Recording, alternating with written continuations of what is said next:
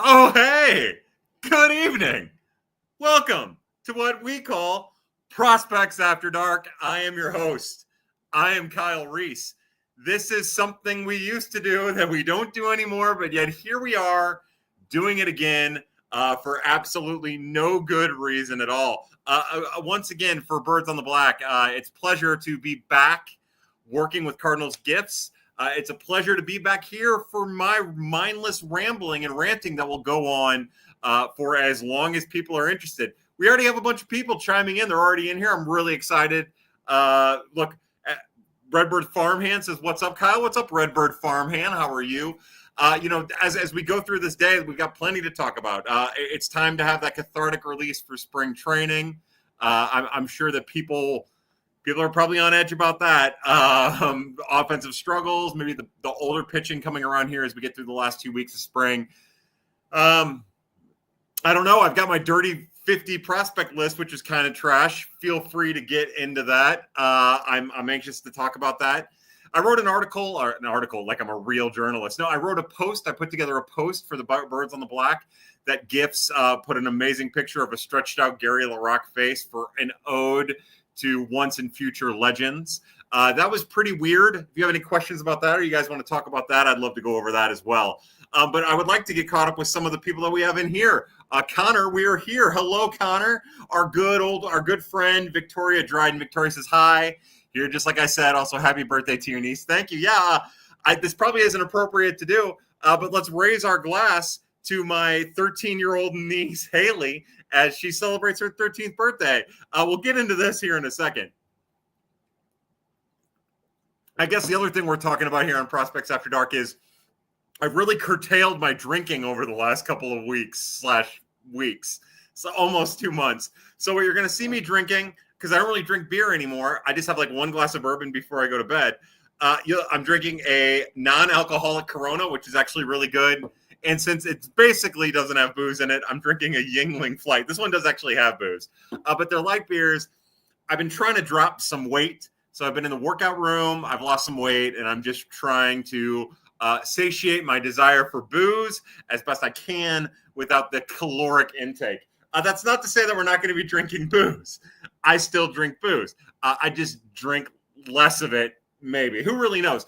So to my niece, Haley, we'll go right to the booze. To all the Pad people who are already in here, even though Mizzou's playing and the Blues are playing and Iowa's playing, I think, who really knows what goes on in Iowa? To all that, I raise my glass, my bottle of Whistle Pig. Piggyback. Love you guys. Like I said, I don't drink anymore. Dan Goki. Oh, hello, Dan. Dan says, in. Dan, it's nice to have you. Oh, Trevor Arnold. Oh, boy, I love all my people. I love seeing all my people in here. What's up, Kyle? Shirt off. And what are we drinking? So I didn't know this question was coming. I went over what was our buffet of cocktails, and I hope you guys are enjoying it. Graham, our good friend Graham, says Kyle Reese is so hot. Grammy, you're hot too with that little picture of the doggy there. I want you to bang me. I'm gonna be upfront about it. I'm gonna throw it out there. Now that you're an adult, it's free game. I would imagine my girlfriend would like that too, to be honest with you. Redbird Farmhand says, is the internet going to stay up this time? So that's the other thing in all this, right? Like the last time we did Prospects After Dark, we had not done it in so long. And then all of a sudden my internet started cutting in and out. Like it had a vendetta against Prospects After Dark. Like it was my boss at work who was like, you can't do Prospects After Dark anymore. I got to cut this shit off. And we were in and out, and I apologize for that. Since then, it's really funny. I subscribe to Charter Spectrum. Since then, Charter has had constant problems in my area where I'll go days without service, which is fine because I'm hardly home. I spend my weekends in Charleston, Illinois. I spend my weeknights at my dad's because my dad's a mess, and I'm at work most of the time during the day when I'm not taking my dad to various doctor's appointments. So we made it work, but so hopefully here's a saying that, the internet fucking works. Who the fuck knows? Connor says, should the Cardinals DFA Michaelis? Now, this is interesting. So Katie Woo, though a lovely and talented Katie Woo, if you haven't already done it, I've been on Katie's podcast. Go find that one. It was like the 4th or 5th or 12th one. I don't really remember, honestly. Go find that and then watch it and then subscribe because hopefully that means I'll get to come on again somewhere down the line. But somebody tweeted about trading Michaelis and Matz to make opportunities for the young kids. Katie, because she's brilliant, pointed out that you can't really do that because Michaelis doesn't want to be traded, and it'd be hard to trade Matz. And somebody said, well, then DFA them. And I thought, now we're on to something. Now, the Cardinals want to be competitive. I believe that they can be competitive with the options that I would consider depth, that the Cardinals don't really consider depth. Whatever, that's a whole different conversation I'm sure we'll get into. But of course, you can't do it. They're not going to do it. They probably shouldn't do it maybe a month into the season. But I don't know how to feel about the direction of the Cardinals. And really, should the Cardinals DFA Michaelis question is about the direction that the Cardinals are headed in. We talked about it on Katie's show. We've talked about it on Twitter. We've talked about it all over the place. The illusion of opportunity is really frustrating. And here we are again. 4 months removed, or however many months removed, 5 months removed from the organization after the 2024 regular season coming out and saying, we want to give these guys opportunities. We want to give them runway, specifically Gorman and Walker. Although Gorman has gotten runway before, we do like some of the changes he made in his swing. Anyways, we'll get to Gorman, I'm sure, somewhere down the line. What that amounts to is the Cardinals are what they are right now, which is just a regurgitation of the 2024 season. Donovan's going to get utility role. They're going to run out Gorman just like they did last year. The difference is Wilson Contreras is going to be playing first, and Ivan Herrera and Pedro Pages, probably in an even split, are going to be catching. And we're just going to have to sit through it and hope that Jordan Walker, Nolan Gorman, and Lars Nootbaar make steps in both health, consistency, and offensive production without Mason Wynn taking a step back or Wilson Contreras taking a step back. I think we're all pretty bullish on him. Or, Ivan Herrera getting a real chance to be the everyday catcher. Oh, our good friend Jeff Niehaus says, Kyle, and cheers. Jeff, to you, I will raise my Yingling flight. I've never tried this before, so I'm anxious to see. Tastes like water. Drink as much of it as you can. To the question real fast, Connor's question about should they DFA Michaelis. I don't care. I definitely don't mind them running him out for a month and seeing what's happened. I would like McGreevy in the rotation. I'd like Palante in the rotation. If they're going to keep fucking around with Matthew Liberatore, I don't mind Matthew Liberatore in the rotation, even though it's not what I would do. I just want him to have a defined role, which was the other news that came out today. I'm sure we'll get to. But sure, who cares? Fuck that guy anyways. Graham says, shout out to Ray Lankford. Yeah, you'll notice, hold on. Oh, God, I don't know how to do this. You'll notice that I have my Ray Lankford jersey, and then you'll notice that Fish, and we never really go over this Fish's the home plate that he made for me. That's right there, too. I still have it. I still hang it. Oh, also, it's not the same niece or nephew, but this right here is my brother Jim, and this is me back with hair, and then I'm holding his oldest Jackson, who is now like 47 years old. Jackson is 17, and he's the older brother to Haley, whose birthday it is today. Dan Goki says, shirts off in solidarity. Look, no, I'm not going to do it. I'm not going to do it. You guys haven't deserved it. You haven't earned it yet, baby. I'm not that cheap of a slut. I'm a pretty cheap slut. I'm definitely a whore. I'm a pretty cheap slut. So you guys will get the nipples when you've earned the nipples. Kyle is a fun uncle. No, I'm a terrible uncle. The thing about my brother Jim is that he lives what feels like 700 miles away, but is really just on the other side of the Kansas-Missouri border. And I don't ever make the trip. And my two nephews have phones. I never text them or call them. I am the worst, is what I am. It's embarrassing. And no, I guess I'll drink to that. No. Cardinals fan 0213 says, cheers to Kyle Leahy for the most underrated spring performance at this point. Yeah, the other day, maybe a couple of weeks ago, Brian Walton and I, and for those of you who don't know, I am a co-host or a regular weekly guest to Brian Walton's Wednesdays with Walton on the Scoops Podcast Network through the Cardinal Nation. And I mentioned that Kyle Leahy, who's somebody that I've been pretty critical of in the past, has had a really great spring. So here's the hoping that even with Phil Maton signing as a St. Louis Cardinal, that Kyle Leahy gets a real chance to carve out a role in the bullpen instead of doing that thing where all of a sudden he's kind of a starter, which I'm not on board with. But, I mean, what do I know? That AAA rotation, if Kyle Leahy stays a starter, could be the weirdest fucking rotation in the history of the world. I don't know what to think. I've been messing around with the depth chart, pitching depth chart specifically at the minor league level, I don't know what's going to happen. It's going to be really fascinating to see how the Cardinals decide to divvy out their upper level pitching talent in 2025 to start 2025. Connor asks, does your family watch Pad? Yeah, my brother Scott, I think, tunes into it every once in a while. My brother Jim has been in here before. I don't think my brother Michael's watched much. My dad, I don't think so. He watches a lot of that like Locked On stuff, which I think is terrible. But no disrespect to them other than that I think it's terrible. It's just not for me. But good for them for having the following that they have, if that's what they want. And he watches that on YouTube. He watches people play NCAA football 2025 on YouTube. But I don't even think he has any concept of me doing this. There's no telling, really. And my mom doesn't even have a cell phone. So that should give you some indication of the backwards, second-rate family I grew up in. Bill Ono says, Dirty 50 so spicy it broke my browser. Yeah, I guess we got to talk about that. So I published a Dirty 50, right?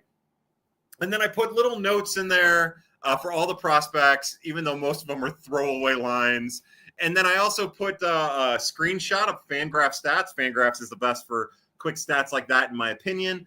And then I put an embedded tweet in.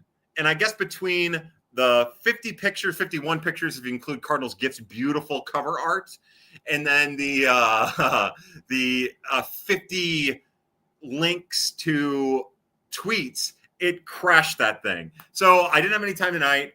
Worked, went to the gym, came home, and so I didn't have time to separate the two. But I'm going to try to divide it into two different two different posts, and see if that gets better results. We'll see. I'm sorry about that, and I appreciate the people who tuned into it, who are hoping to read it. And again, I apologize for that. That's me. I tried to embed the videos instead of just the tweets, and I think that's what screwed it up. So stick with me. Hopefully tomorrow sometime I can have it out in earnest. Graham says, observations on Gorman and Libby this spring. Also, was there an update on Jordan Walker? Hasn't been following. So again, Wednesdays with Walton, Brian Walton informed everybody that we've seen Jordan Walker in the backfield taking swings. He is not running quite yet, unless he did today. I don't know. I haven't. I've been too busy. I don't really know what happened today out in the backfields or on the farm or even in the Cardinal game, honestly. So we'll find out about Jordan Walker. I would imagine by the time we get through the weekend that Jordan Walker will be running around. With Gorman has clearly made a swing change. It's about staying back on the baseball a little bit. And early on, it was rough. Now, for me, and again, everybody's different, but I feel like if it were me and I was going through a swing change and I'm the coach of the guy going through the swing change, I'll do that because I obviously don't know what it's like to be a professional athlete. If I'm the guy coaching the guy going through a swing change in spring training, I say, hey, look, go up there, swing 80%, 75%. But Gorman was up there. Gorman was up there hacking from day one, and it did not do him any favors, if you ask me. I think he was up there hacking, and now, like, we've seen him fall off a couple pitches with half swings. I think he's looking better. I think he's feeling better in his swing, but I still think it's the same story with him in spring training that we've seen. Yeah, sure, somebody drops two curveballs in on him on the inside meat of the plate. He's gonna smoke the second one. It's part of why in the 2-0 count today, he went chasing after a curveball or a breaking pitch into the dirt, below the zone at the very least. It's because he knows his best chance at making contact are low breaking pitches.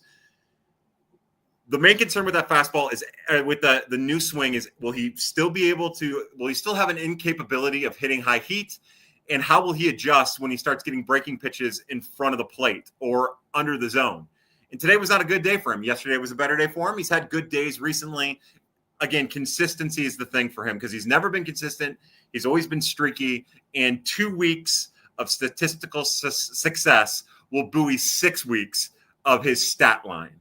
So here's the hoping that he can find that consistency, because there's a lie that's going on where the Cardinals say they've never given him a runway, which is bullshit because we saw him get that runway last year.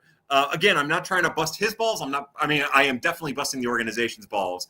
But what they mean to say, instead of we want to give him a runway to succeed and imply that it's never happened before, is to say we tried last year and the pressure became too much. We want to give him another run at it, which would have been fine. But again, they're worse now than ever at packaging their message. Tony F. Forsalito, hello, sir. How are you? To you, I actually need water. I'm going to get a drink of water. I'm going to use the excuse. I promise we'll do some Boost You Lately. Oh, Tony says, no matter how it gets done, it's always a treasure to get prospects after dark. Cheers, sir. Again, to you, I really don't have, God damn it, I need more booze. To you. It almost feels insulting to cheer somebody with non-alcoholic beer. Trevor Arnold says, it was me that mentioned DFAing him to Katie. Oh, awesome. Which she said the org has no pitching depth, and I did not agree with that premise. Yeah, I think the organization has pitching depth. I think they're scared of it. And I think that pitching depth goes away really quickly. There was a game last week where Gordon Graceffo came out of the bullpen and he threw like 24 pitches, got into some trouble, got into some error trouble in the field. And then they pulled him. And I thought, wait, are you not stretching this guy out? What good are you doing Gordon Graceffo? You're not doing him any good. And he's taken positive steps forward. And then it dawned on me, I know what they're doing. They're already pigeonholing Graceffo into a relief role. That's already happening. And then more than likely they view, even though he'll get a chance to start, they probably view Cooper Jerpy as a relief option. And then when you start chipping away at that, you see that the player development side is working on Tink Hence, changing his body, changing his motion, changing his extension, hoping that the pectoral issue that he's had will go away. It's marginalized his stuff to a degree. But then you think, all right, so maybe Tink Hence isn't ready. And then what do you have? Well, you have a surging Tekoa Roby, and then you have Quinn Matthews to go along with Michael McGreevy and Andre Palante, whatever the fuck is going on there. And then you have this idea of Matthew Liberatore, who has been great, but I think his success is being overblown a little bit. I think we'll see that, below average, even with velocity, although it plays better with velocity, fastball sinker option or whatever the fuck it is. We'll see that degrade throughout the season if he's in a pitching role second time through, third time through. But I guess if you're looking at it from the Cardinals perspective and you're starting to do these little things and what you're doing already, especially if you're thinking about making Kyle Lehigh a full-time starter again, even though his command is trash from a starter perspective, then you really don't have the depth that we perceive. Again, Ian Bedell is interesting. Sure, he's done some things to tweak his arsenal to make it more major league ready. But it's still not there. And you still can't guarantee it. Sem Robersa has added a sinker. And that's what he's needed to do in order to have a repertoire that matches pitchers like him that have had success in the majors. But the truth is his fastball hasn't changed, and that fastball's trash. And then, like I wrote in this Dirty 50 write-up, when hitters started laying off the fastball, then they just key in on the cutter. When they started raking and hammering that fastball, sitting on the fastball, he stopped throwing it, started using the cutter more, and they just started hammering the cutter. So what he has a really good changeup that's supposed to play really well off of his fastball, but that's kind of a weird thing happening. And then he has a sweeper slider thingy that's pretty damn good. So Sem Robersa isn't really minor league depth either in the way that this guy could definitely be a major leaguer. So I do get what they mean by that, but I also don't care. I don't care. And I don't think that many of those other options are going to be worse than whatever Miles Michaelis was last year. Now, he's showed signs this week, and everybody lost their goddamn mind about it. It's still Miles Michaelis. But he showed signs yesterday or whatever day it was of looking way better on the mound. And here's the hoping that he carries it in. But he's still Miles Michaelis. His value is in giving innings. And it's hilarious because what good is the value of giving innings when more than half of your innings are trash? He was really good with quality starts last year, right? 16 of them or whatever. But think about how many of those quality starts he gave up leads in. And that's the other issue with him. Sure, 6 innings, 3 runs, 6 innings, 2 runs, and quality start, amazing. But you're not striking out anybody. And the Cardinals were up 2-0, and then we're down 3-2 because he couldn't seal the deal. The quality start is only as important as what you do within that start. So, yes, look, Trevor, a very long way of me saying that the Cardinals' love affair with what's going on is stupid. we are once again rudderless, directionless. Maybe this will be the last time we talk about it as we enter the 2025 season, throughout the 2025 season. Maybe Mo will leave and Heim will take over, and it'll be a whole different thing. I don't think it will. I think there'll still be some level of angst and limbo. It just might be a different position and a different thing. But, if the Cardinals thought that they had appropriate pitching depth, starting pitching depth, then they would not still be screwing with Matthew Liberatore, and they would not still be screwing with Kyle Leahy. So, again, I don't think that those guys really do much for the depth, but if they think they need that, I think that gives you an idea of what they think. I'm caught in the middle. I think a lot of that depth is trash, honestly. I don't think, Roberts is fine. Bedell's fine. I think Jerpy can be more than that somewhere down the line. Roby took huge steps. I think he can be more than that somewhere down the line. We saw Graceffo's fastball start playing up again with a little tweak in its movement profile with added velocity. But it seems like they're setting him up for a bullpen role. Again, I don't know what it's going to look like in Memphis. I have not heard. So, yes, that's where I'm at. And I'm just repeating myself, and I'm sorry. Dan Goki says, true or false? Part of Chaim Bloom's journey this season is rewatching old pad broadcasts to get up to speed on the organizational history. I really wish somebody would put an episode of Prospects After Dark in front of him so he can be like, oh, wait, this fan base is out of its fucking mind. It doesn't matter what we do. We are going to lose. And this guy is going to make a fool of himself, and he's going to make a fool of the fan base, and he's going to make a fool of the St. Louis Cardinals in the process. There is no winning at all here. So yeah, we'll see. I'm not so naive, and I'm not so humble, I guess, right now, as I've had one half of a light beer, one non-alcoholic beer, and a sip of bourbon, of rye whiskey, to say that they watch, they listen. I don't know. I mean, people, probably fewer people now than ever, but yeah, they know what's going on. So fucking right, let's go. Joe Bovacante says, what's up? Chug a little for me. I will. God, I need more booze. The flight to you, I will raise my glass. Platform Sports Show. I was a guest on that a couple of weeks ago as well, maybe a month ago. Who can keep track? They were really patient with me. They're really awesome people. They're patient with me because of my full-time job. And anyways, Platform Sports and Joe, we raise our glass to you guys. Thanks for having me on. I look forward to joining you guys again, and check it out. And Joe's great.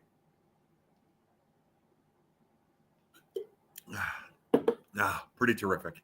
I love me some Caleb Noble. Caleb, blah, blah, blah, blah, blah, blah, blah, blah, blah.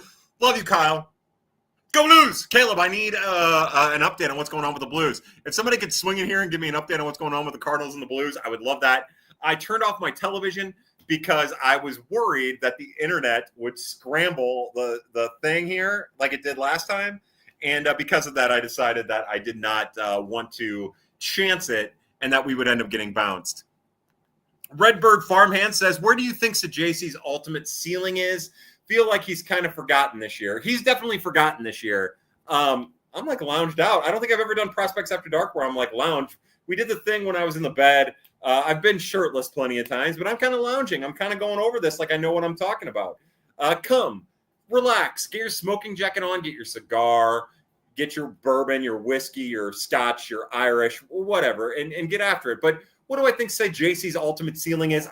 Now, Redbird Farmhand, there's one thing you need to understand about me, if you're relatively new to me, is that I hate the ceiling and I hate the floor talk. Because realistically, every player that makes a major league debut has the potential to be the best player in baseball. I know it sounds crazy. You've seen Pete Kozma. You've seen David Eckstein, right? You've seen Jeremy Hazelbaker, John Gass. Like, we've seen these guys. And you think, no, there's no way. There's absolutely no way. But yeah, like what happened with Randy Arozarena? 2020 season happens, COVID happens, and Randy Arozarena decides to do 200 push-ups and eat chicken and rice for every meal, and he gets to his power potential and becomes, for a period, probably one of the 10 best outfielders in the league. Now, as the guy who was high on Randy Arozarena constantly, who would not stop yelling and whining about Randy Arozarena, I never thought that he had that in him. I thought he would be a really great, third outfielder on a roster that had two better outfielders. So you just never really know what a player's ultimate ceiling is. Like, What's Thomas Saggesi's ultimate ceiling? Yeah, maybe he can grow into Ozzy Albies. Now, that's not going to happen. There's a 0.5% chance that happens. So what the question really isn't what's that player's ultimate ceiling. The question is, as I'm in full professor mode all of a sudden, the question is, what is his attainable ceiling? And when you see his skills, it's hard to really pinpoint what it is, right? Because we know he's an aggressive swinger. We know sometimes that gets him to put the ball on the ground more than he should. We know that he'll chase after stuff. He'll dive after stuff. We know that also means that it's hard to pitch inside to him because of how quick his bat is and how he turns on balls. So, I mean, what's his ultimate ceiling? I really don't know. I think that there's a utility role there. I don't think he's probably qualified to play short at the major league level, except for on like a 10-day span or 15-day span if you're in a lot of trouble. So he's probably a second baseman because he hasn't played a lot of third. Probably not an outfielder, although I think he could probably play a corner forced into that situation. I think if he gets his shit together, he can be similar to what we saw out of Alec Burleson last year. I've been, for many years now, in a very lazy way, I've compared or drawn a line between like what Alec Burleson does to what Thomas Saggesi does at the plate. Obviously, Saggesi's a better athlete, has more defensive flexibility, defensive reliability as well.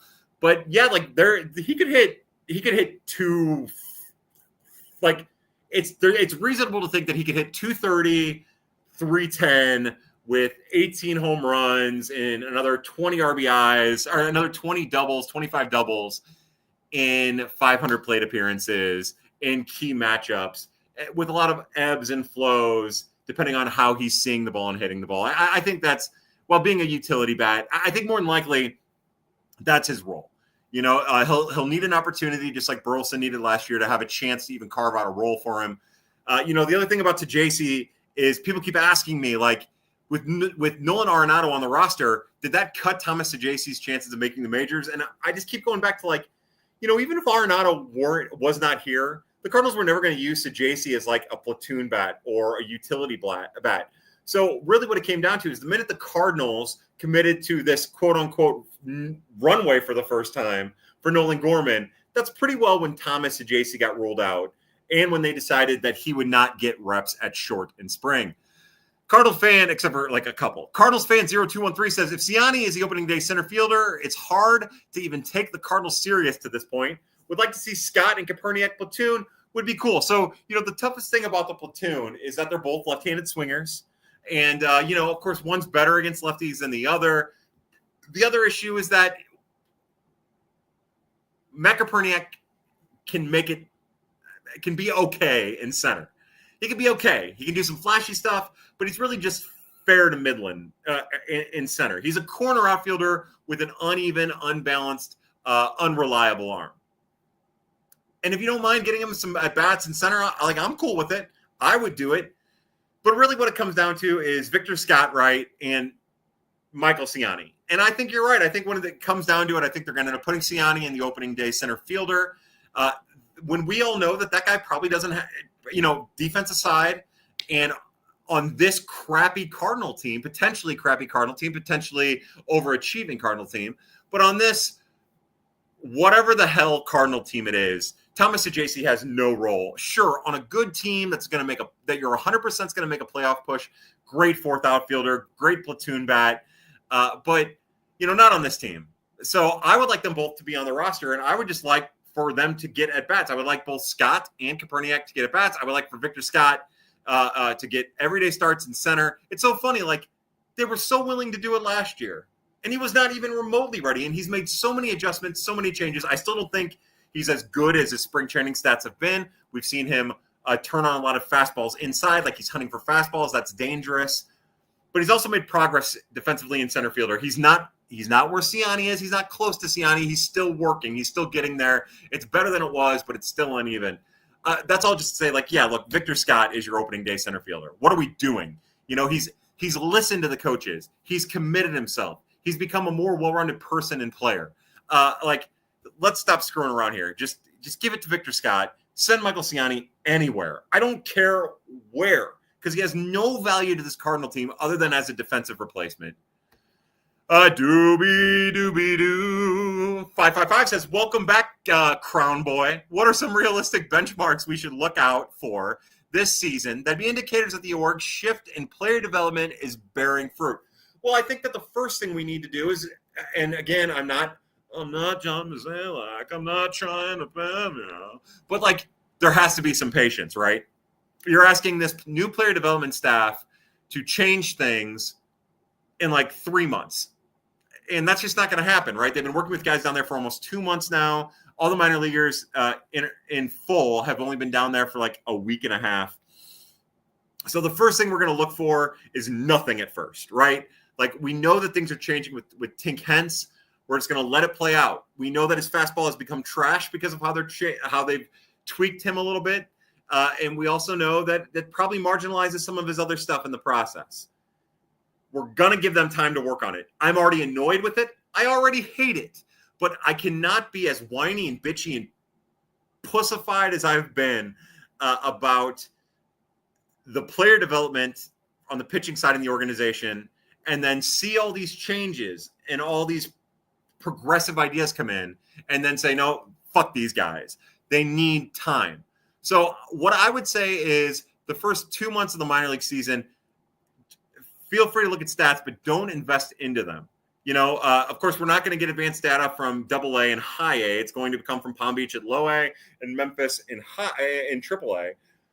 But we want to keep an eye on how metrics are changing. We want to keep an eye on how specs of pitches are changing. And then as it's changing, how success is happening.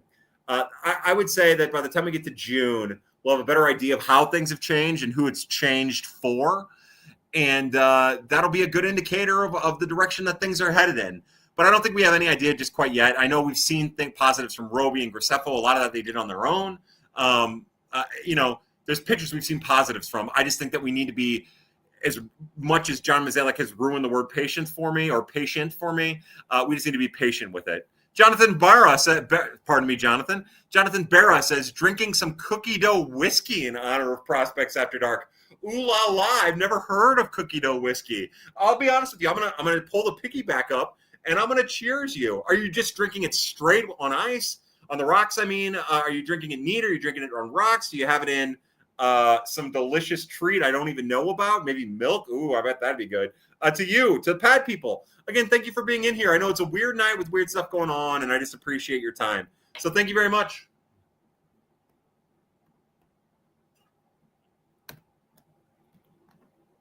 I'm gonna do this little watch pad with us. All right. Again, by the way, you guys have been bringing really strong questions. I know that we don't have the same audience that we normally have, but you guys have been killing it with the questions, and I'm really appreciative of it. Ooh. Topher Rock says, name is Topher Rocks. Is Riley O'Brien hurt? Man, I haven't heard anything. I haven't read anything. I haven't seen anything. And it does seem like the signing of Phil Maton would coincide with Riley O'Brien absolutely disappearing for the last, 2 weeks or whatever it is. I mean, I've been trying to get as much information as I can on what's going on in the backfields. To be honest, that aside from watching boring-ass Ryan Vilade and Mike Antico and Hellman play, I have not watched much of the majors or done any digging. So if anybody knows anything, if Derek's written about it, Mr. Gould's written about it, or Miss Wu, or our Lord and Savior John Denton, let me know. John Gibson says, are you still in the same apartment? Yeah, John. I have lived in this apartment since I was 24 years old. I am currently 38. I just tell people I'm 40 because it's the easiest thing to do. But, the truth is I love this place. I love this place with my entire being. I'll probably won't be here for very much longer. I'll probably move to Charleston, Illinois with my girlfriend to be with her and her son.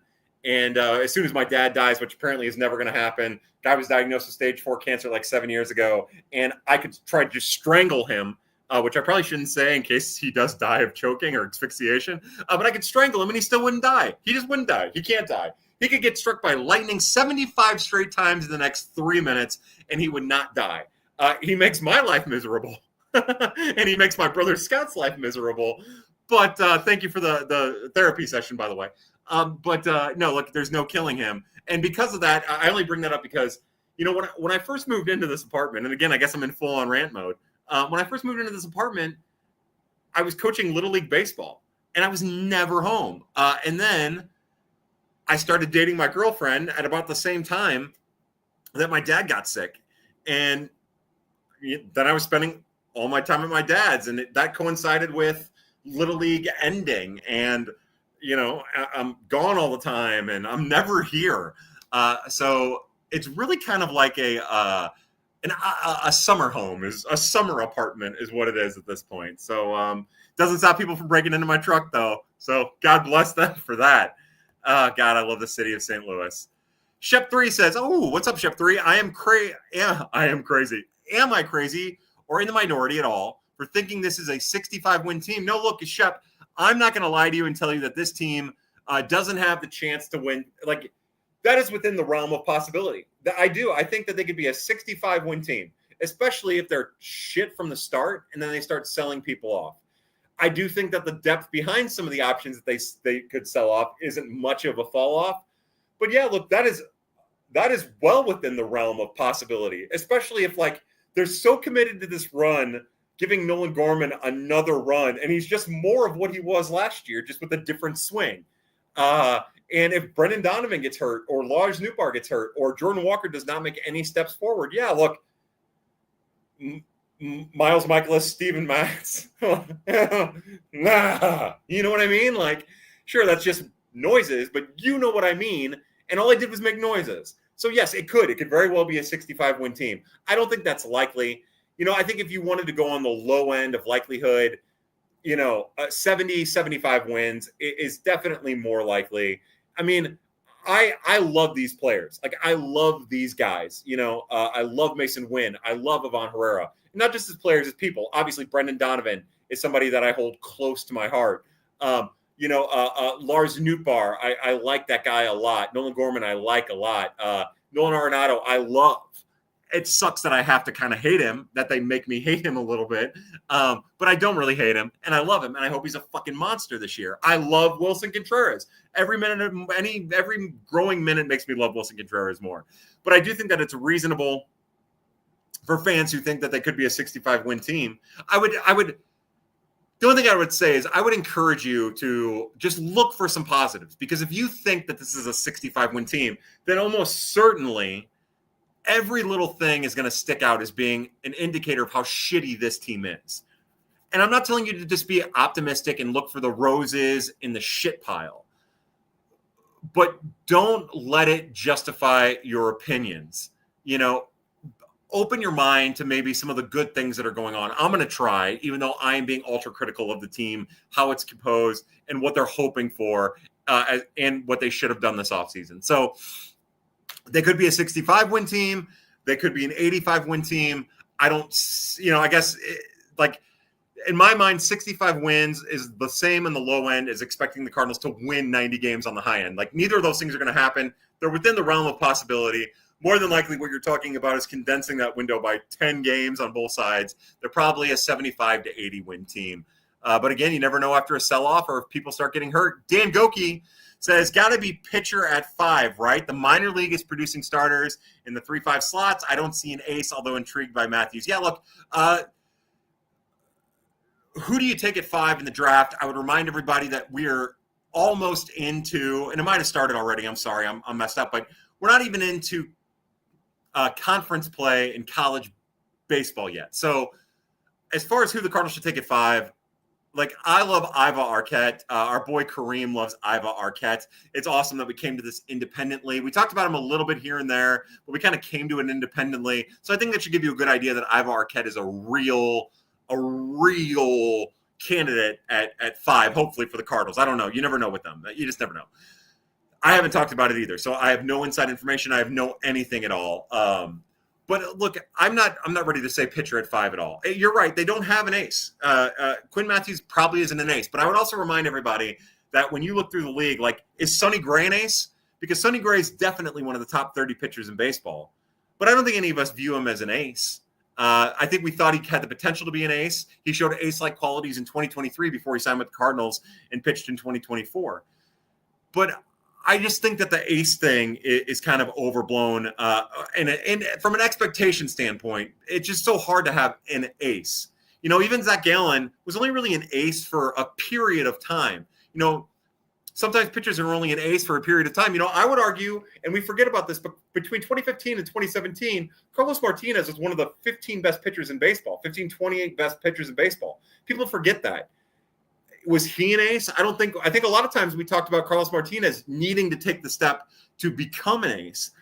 So that's all just to say that, look, I don't think Quinn Matthews is an ace. I think when he gets comfortable at the major league level and eventually settles on a fourth offering because he's kind of banged the curveball because he has trouble throwing it, or he doesn't have trouble throwing it, but it doesn't have the same effectiveness with the Major League Baseball. When he has a fourth offering, I think we're going to see a guy who will profile, and if he makes 34 starts in a year, 8 starts will be the caliber of a number 2. 2 starts will be the caliber of an ace. And then, the other 24 starts will be some variation of what you would want out of a 3 and a 4 and a 5. That's just who he's going to be. A lot of times we generalize, and maybe that rounds to a 3-4 or whatever. But sometimes we generalize pitchers, put them into a category. And really what Quinn Matthews is going to be is a really great major league starter. What if he's like Michael Wacha? Again, sometimes it's easy. I'm not saying, obviously, their repertoire's different handedness. But, what if he's Michael Wacha? Scapula issue aside, what if he has that career? That's pretty positive, right? I could see that. What has Michael Wacha been since he left the Cardinals? What was he with the Cardinals before the scapula injury? So, yeah, look, they definitely don't have a lot of that. They're banking on Graceffo. Maybe Roby took steps to get there. They're hoping that they can make hence that, even though he's shown signs, and now they're regressing him to build him back up. I think Jerpy can be that 3-5, kind of what we talked about with Matthews, but he's got to hone in on that inside fastball. We'll see where that goes. But, yeah, look, you're right. They don't have it. But I don't think you commit to that as the 5th overall pick, especially in this draft, which is kind of better once you get past pick 10 than it's been in a couple years. But maybe even pick 7. You don't commit yet. You wait to see bonus slots. You wait to see what's available. You wait to see who will take what, and then you draft the best pitcher at 5, or the best player at 5 that you possibly can, because it has to be good. Our good friend Jake Wood over at Viva Alberto's, doing the Viva Alberto's podcast and writing once or twice a week, says, "Oh my God, I made it. Fuck you, Amazon." Yeah, first off, because we have people who do a bunch of stuff. Our good friend Steele Orwig delivers for UPS, I believe. Still, Jake does some Amazon work delivering for Amazon. So for Jake, first off, Jake, I have to do it. I have to get water. I am parched like a motherfucker. To Jake, our friends over at Viva Alberto's, we raise our glass.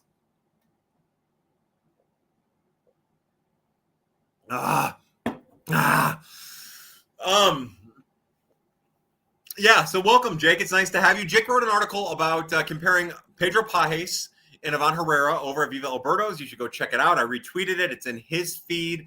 And it just kind of goes over what separates the two of them, gets into some detail about throwing velocity, all the other specs that you want to look at, and maybe what sets Pages ahead defensively from Herrera, but also kind of gets into why those things don't necessarily matter as much as we make them out to be, or the Cardinals, in my opinion, this is not Jake's words, the Cardinals pitching staff makes it out to be, because really,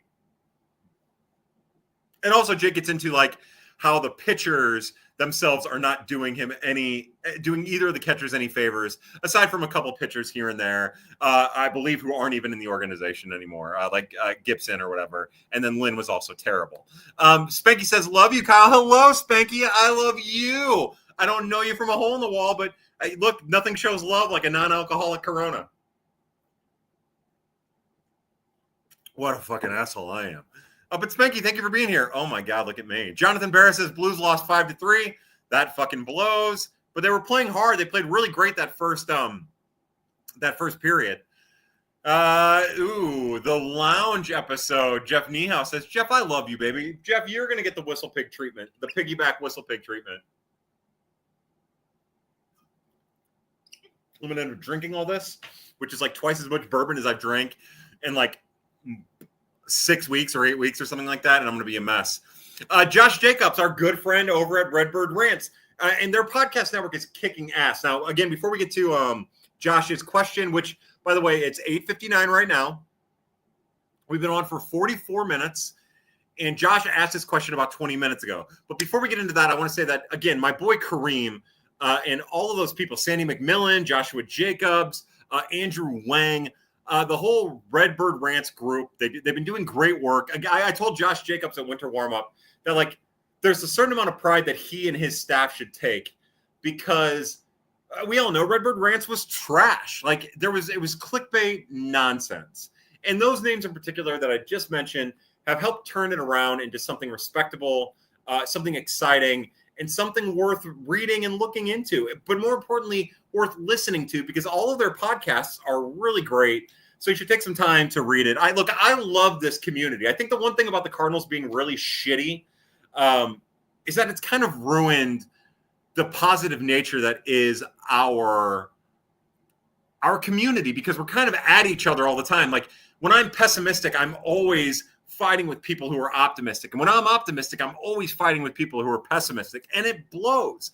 It sucks. So, along with so many other talented people, again, the Viva Alberto's podcast, our good friends talking about birds, Cardinals Off Day, Meet Me at Mutual, Gateway to Baseball Heaven. Like, we're such a gifted community, and not gifted the way I'm gifted in that special kind of way, but like a talented community, and that's really awesome. So anyways, to Josh's question, I'm sorry, Josh. Again, I'm 20 minutes behind, Josh. I apologize. Late to the stream. Read your preamble to the Dirty 50 multiple times. Lots of stuff there. I don't know what it is. Anyways, two questions. One, realistically, how long do you think it will take to dig out of where they are in dev-wise?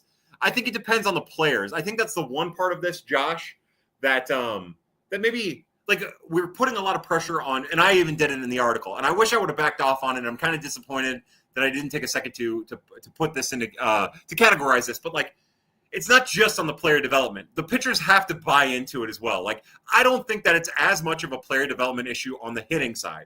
Obviously, I think that's the major league. The major league club is responsible for the development issues that's going on with a lot of the hitters.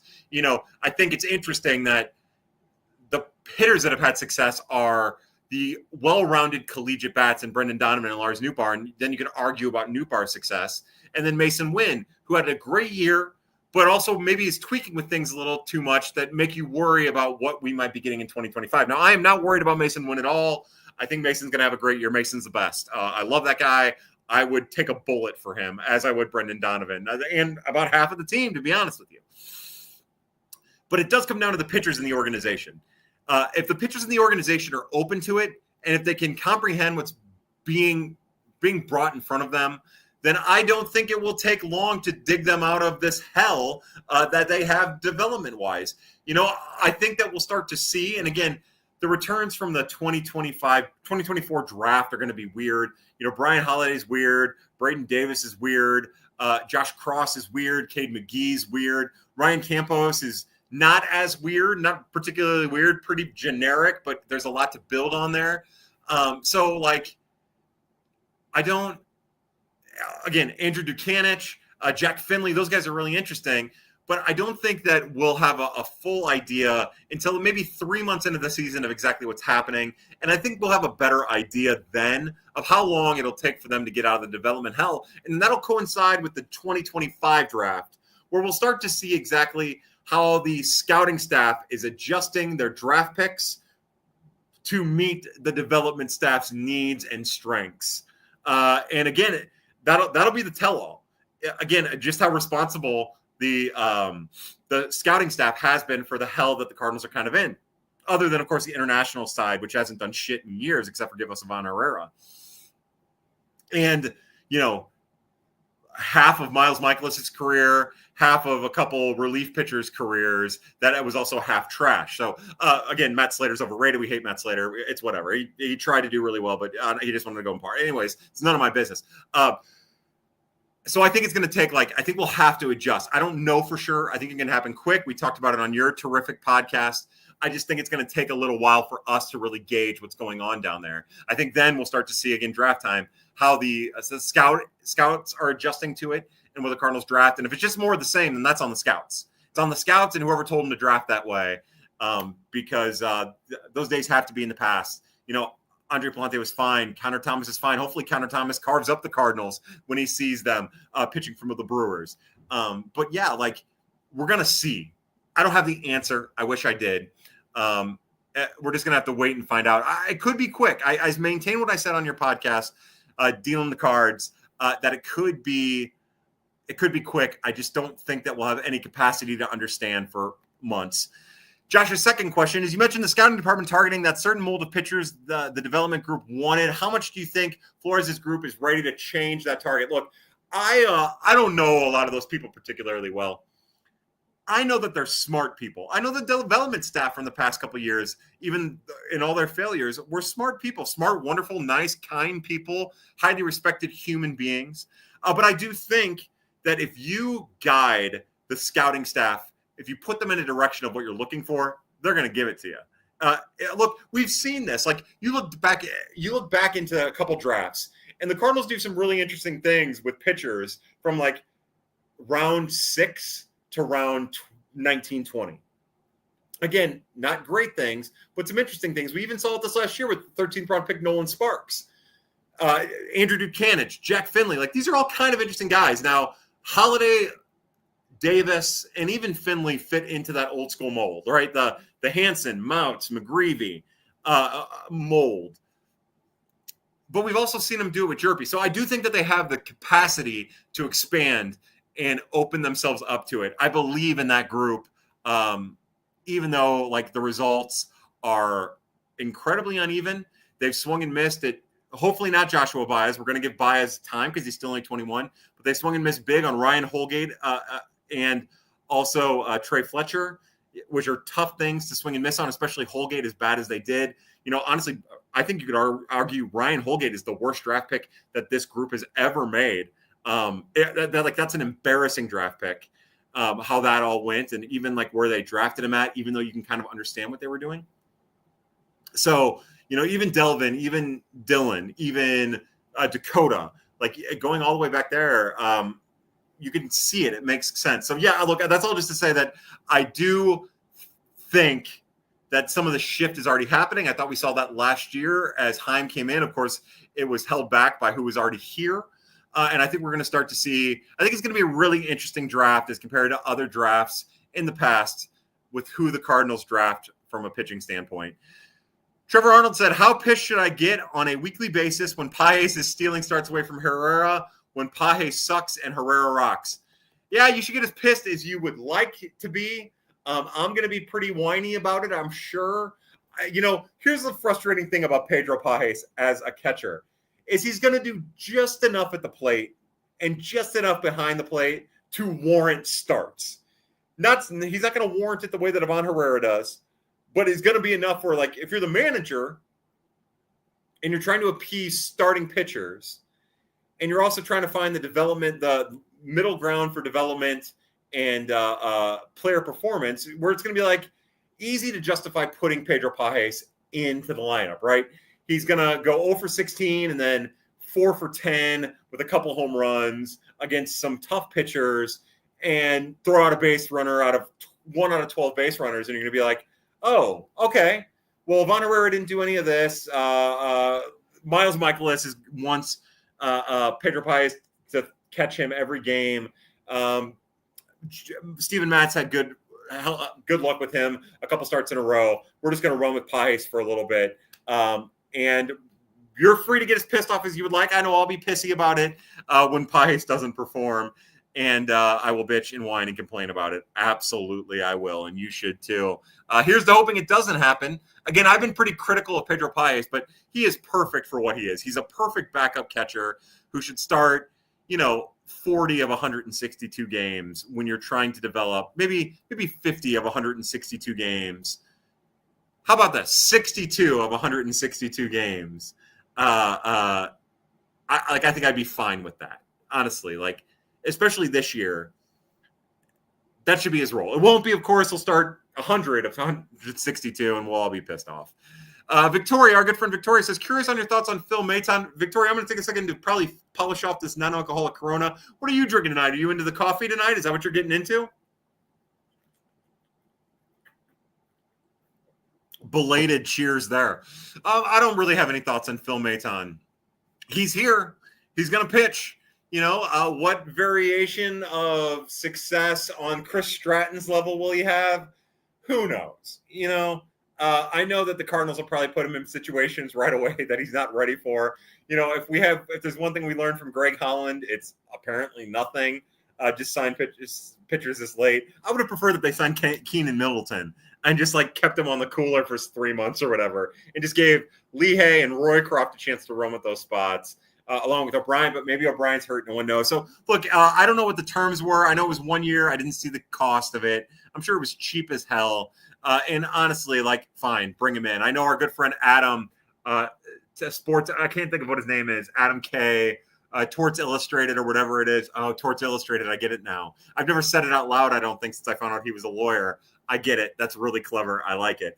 But this is somebody who maybe they bring in, and if they end up being really trash for 3 months, they can dish them at the deadline for a low-level prospect that maybe the pitching development side can get more out of. Ooh, hold on, my thing did weird. Jonathan Barra says, Kyle, who is your bad Cardinal prospect crush? Okay, so who is a bad Cardinal prospect that I love? Well, truth be told, I can't quit Juan Bin Cho. When I put together my first Dirty 50 list, Juan Bin Cho was number 740 after the year he had last year. And where did he wind up? I think prospect 28. And it's because he's so athletic and he's so fun and he's so energetic and he can do a lot of things with that athleticism, although he's not really doing a lot of things with that athleticism because he ran into a lot of outs like a jackass. He underperformed his defensive capabilities like a jackass. And, of course, he jackassed at the plate. He's also very young, still relatively new to the stateside game, sort of speaking. And so here's the hoping that, I would say he is because he's not particularly good. I've talked a lot of trash on Edwin Nunez. I love Edwin Nunez. But he's terrible. His fastball's terrible. It's completely unworkable.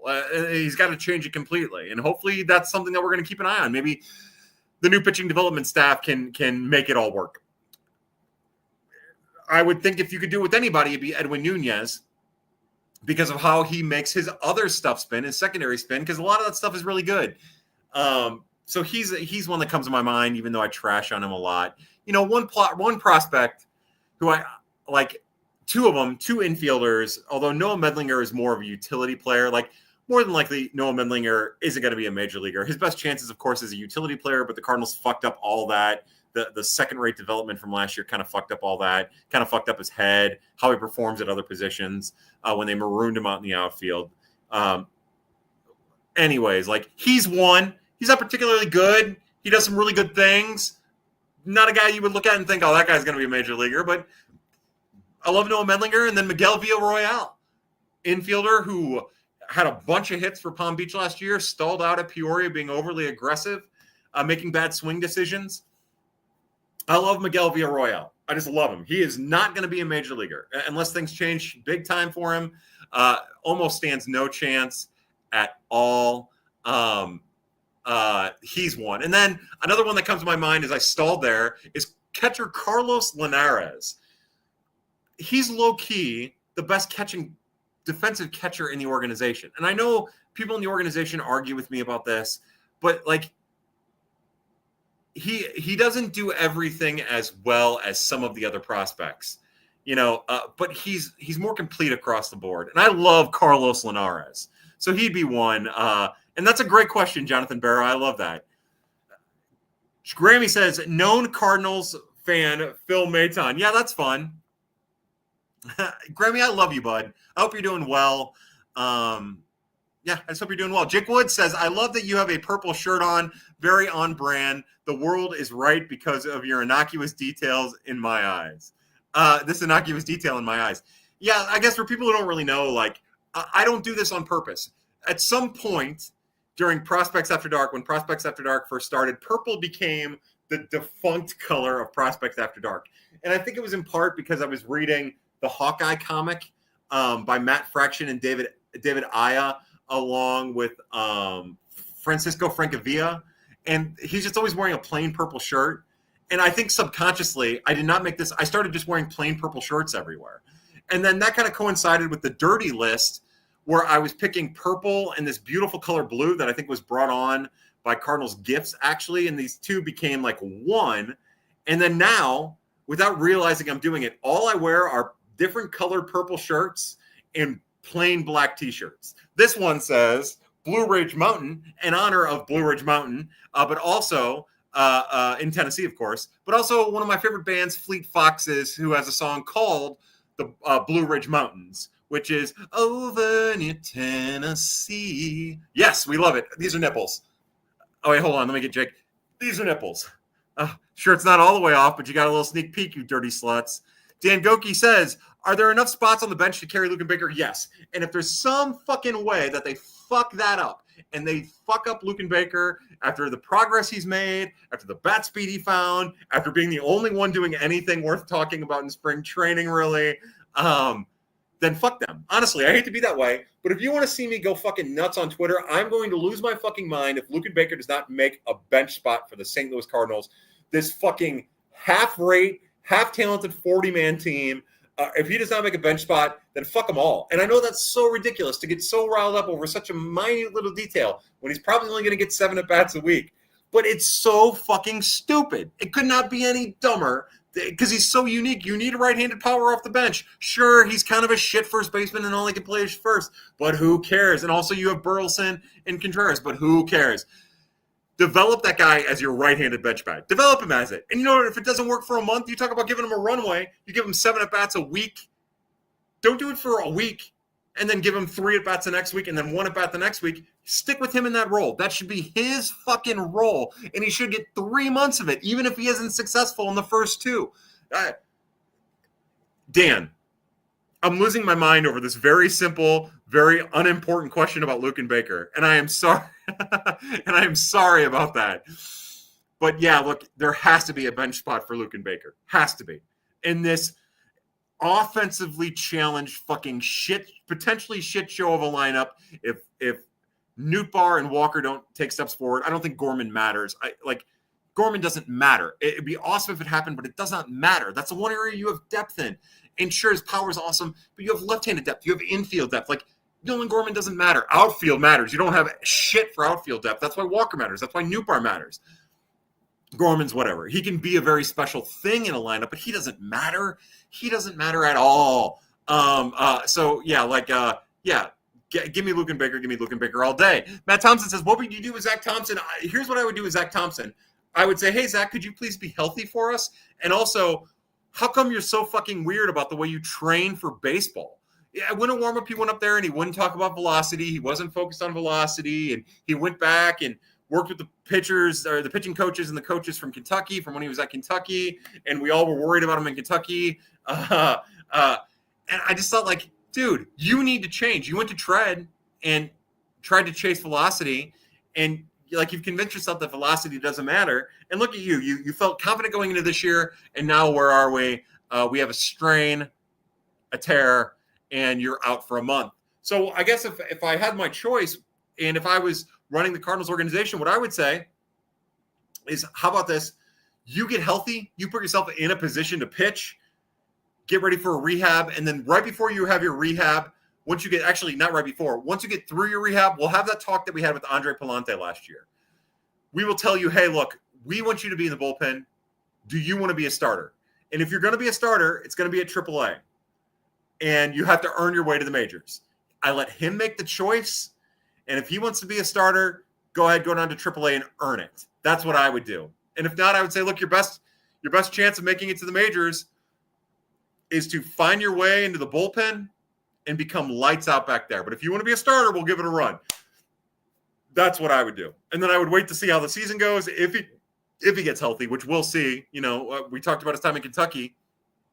He had an elbow and an arm injury there. It's kind of funny, right? He goes back, works with those people, and oh my God, I've got a tear and a lat.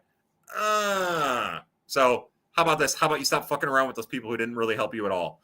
Cardinals fan 0213. God, that Luken Baker question riled me up, and now I'm being an asshole. Zachy Poo, I love you, babies. Cardinals fan 0213 says, I was kind of surprised how long the Cardinals kept Weatherholt on the spring roster. They clearly were giving him a strong run for some reason. Yeah, look, I think this was more a tactical thing. I don't know for sure. I'm guessing.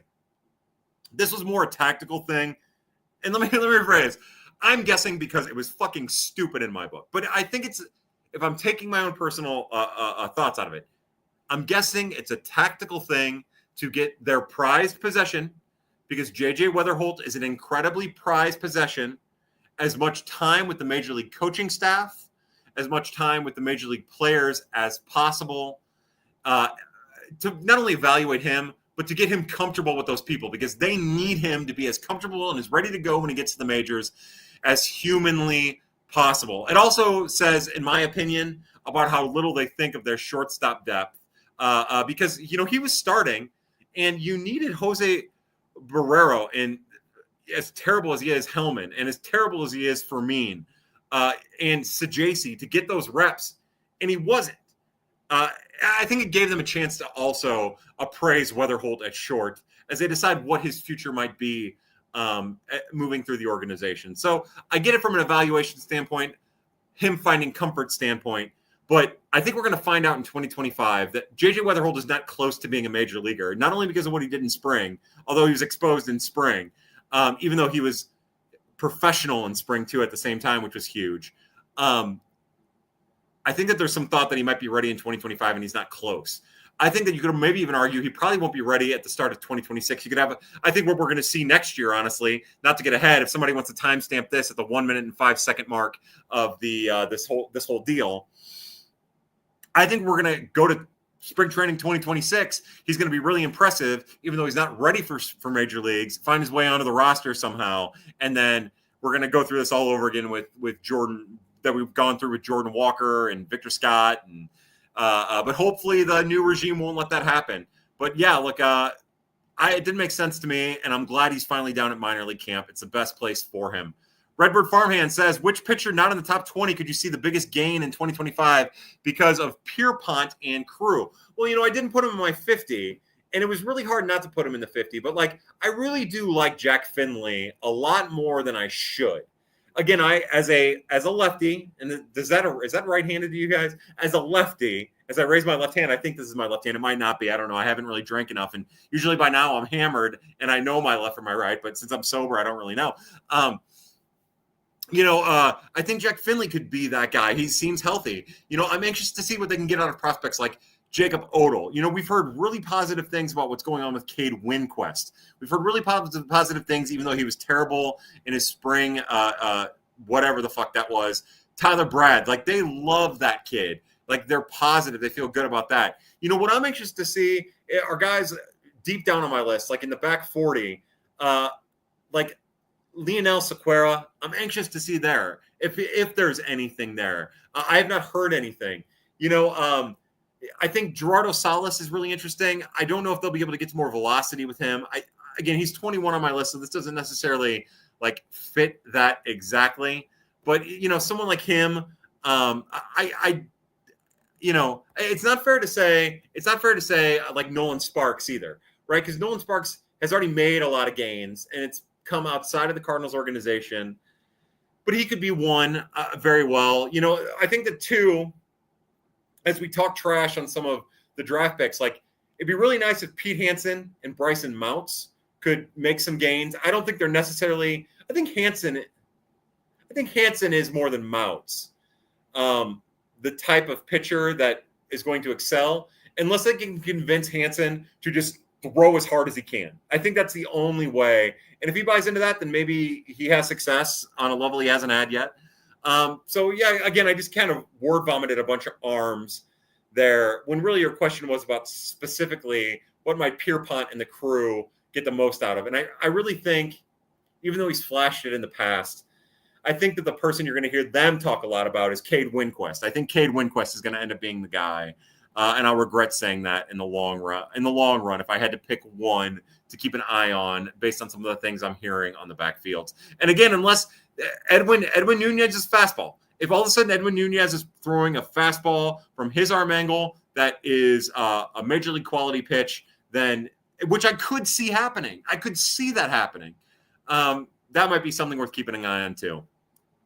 Connor says, is there a former prospect you were bullish on that looking back you say, I can't believe I was that high on him? You know, we talked about it on the deal dealing cards with Josh Jacobs and Sandy McMillan and Kareem, our good friend Kareem, that like for a while there I was making a list.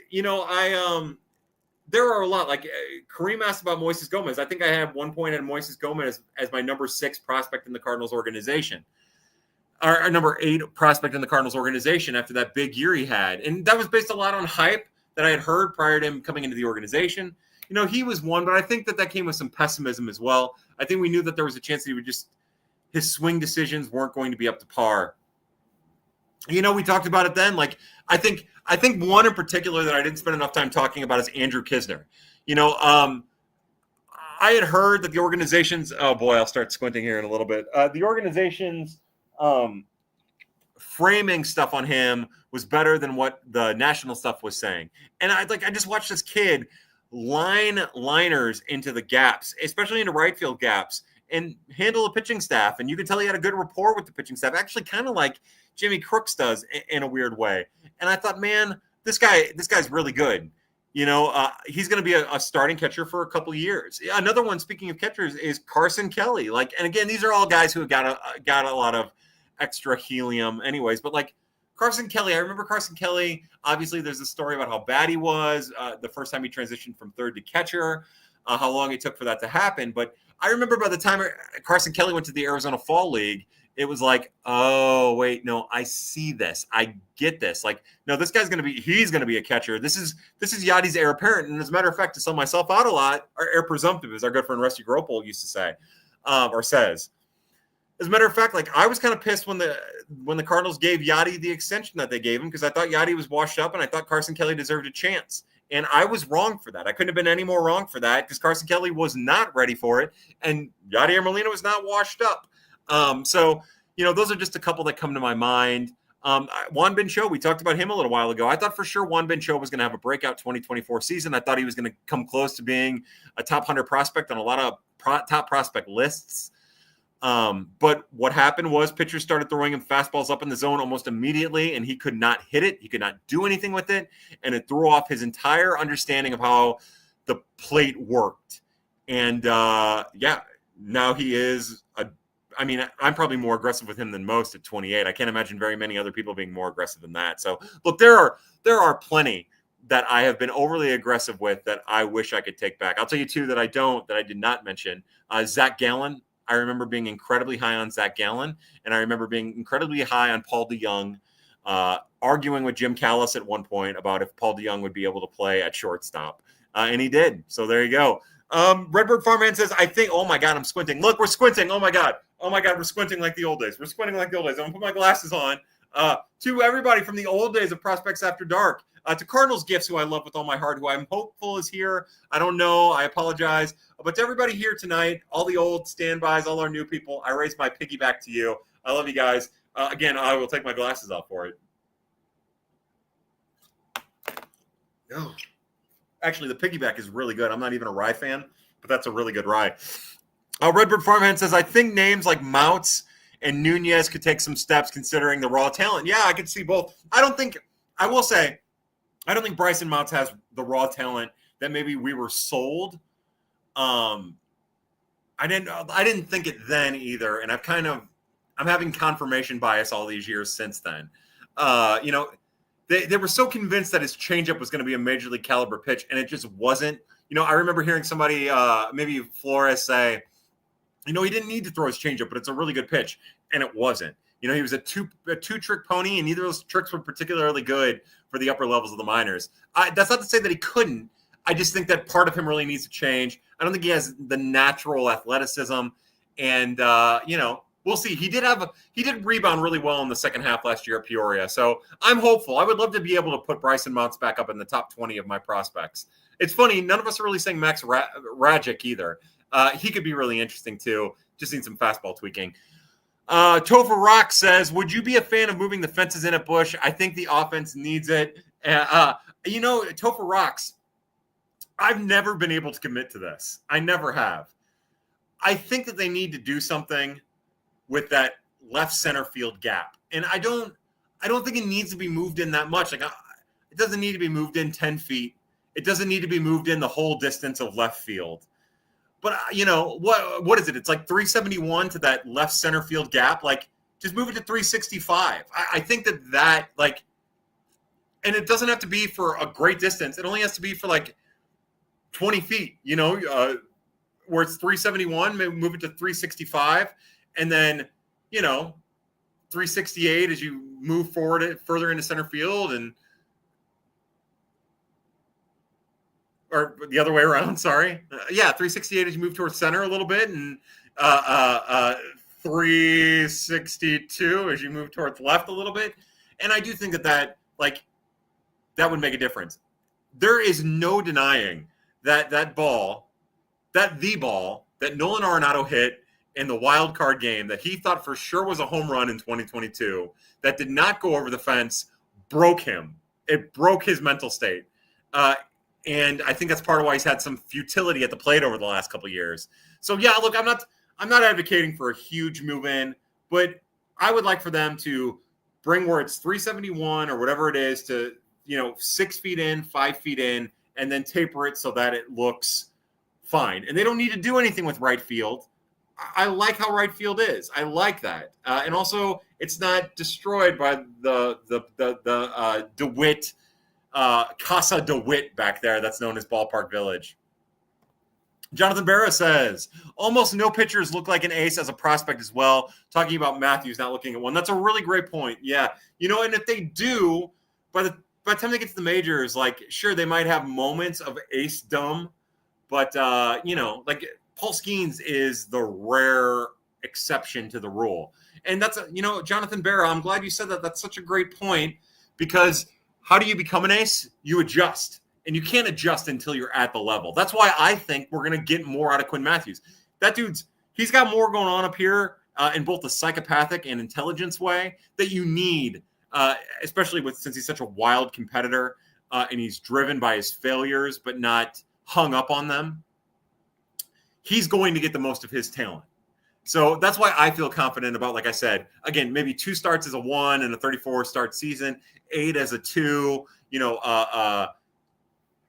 20 as a 3-ish, and then 2 as a 4, 2 as a 5, something like that. Like, I think that's reasonable, but he'll adjust. He's smart. He knows himself. And here's hoping the organization can help him when he gets to the major league level. But yeah, great point, Jonathan Barra. I love where your head is at. Braden Brown.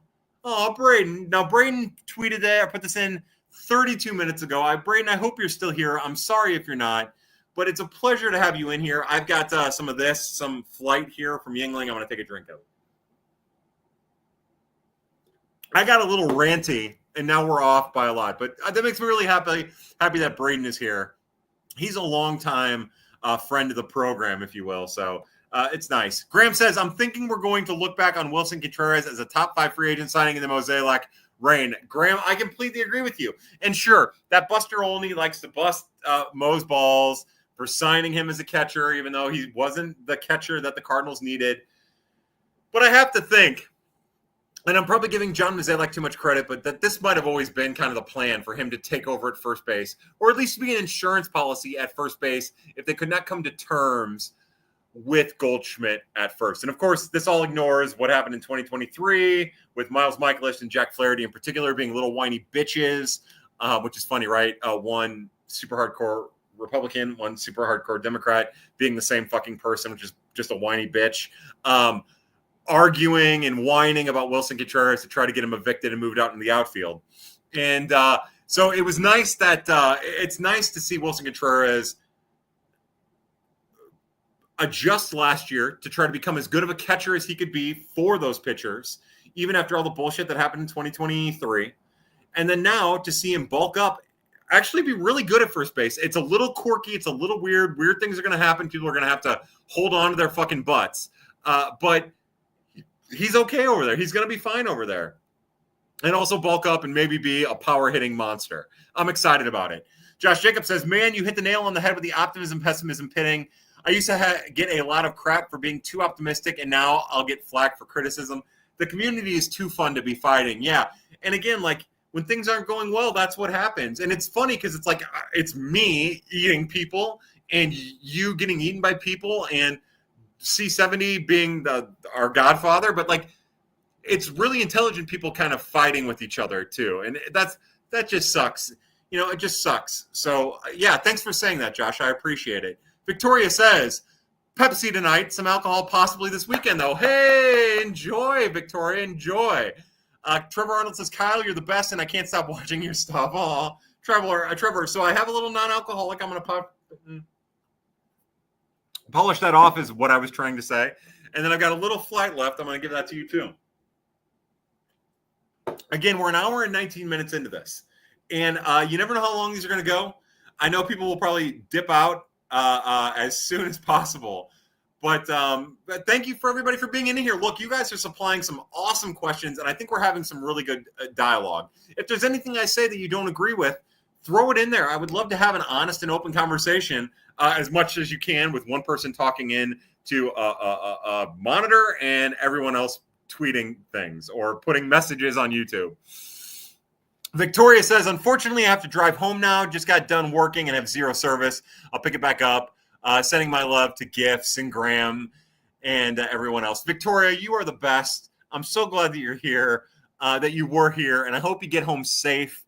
And just thank you for all the support over the years. Yeah, I mean, for real, like, again, we talked just a minute ago, we were talking with Josh and with the group about how we kind of are eating each other alive right now, as we just want the Cardinals to be competitive and good, and not competitive how they've been over the last 7 years, but another level of competitive, just 2023, but on a longer timeline.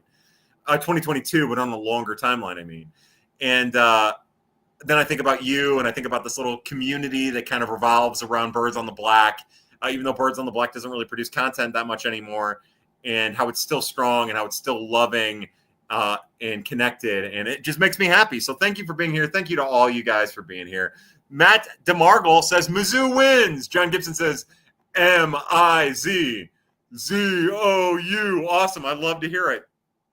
Connor says, has your opinion of McGreevy changed since his success late last year and so far this year? Yeah, look, I don't think – okay, so I never thought that he would be a real major league rotation option. I think now he could be a really solid 4 or 5. I think he's changed his arsenal. He's added to it. And I think he understands the pitcher that he is better and what he needs to do with what he has to succeed. Look, there's always going to be frustration with the pitcher who puts the ball on the ground as much as he does and who doesn't strike out hitters all that much. There's always going to be frustration, right? There's always going to be variance, just like we've seen with Miles Michaelis or Dakota Hudson over the years. You're constantly flirting with disaster. Andre Palante, you're constantly flirting with disaster. And I never thought his stuff would get this good where I would be like, look, why isn't this guy in the rotation? And sure, part of that is the transition year that the Cardinals have quote unquote committed to. More fucking air quotes for the people on the screen. I apologize to the people who are listening to this on the podcast.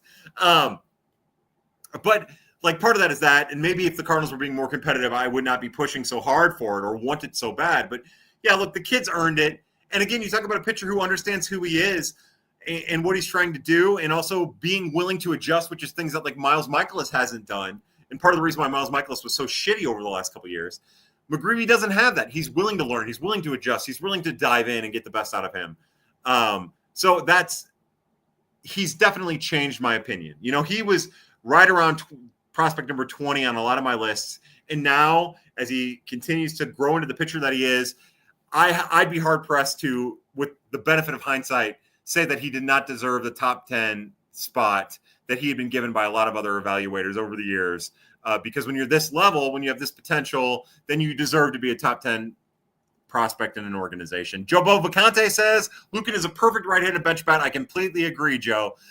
Grammy says, I don't know, man. I still don't know how Lucan doesn't have like immense trade value to a team like the White Sox. I agree. And I think the only thing about that is, like, granted, someone like Lucan Baker costs no money, and he's not going to cost any money for many years, really. But like the White Sox, when you're rebuilding, you don't generally trade for a player like that, right? What you do is you trade whatever assets you have, and you try to get prospects in that you can develop. So that's really why it's hard to make that. And also, I mean, the immense of it is all tough, because I don't think like he would have immense value to a team like the White Sox. I think he would have value, but I don't think the return that the Cardinals could get for him is immense, if that makes sense. but he should have some value somewhere. And really, he should have more value to the Cardinals as this, Joe put it perfectly, perfect right-handed bench. Our good friend Aaron Johnson says, Pad, Aaron, I'm raising my water to you because I'm getting a little verklempt.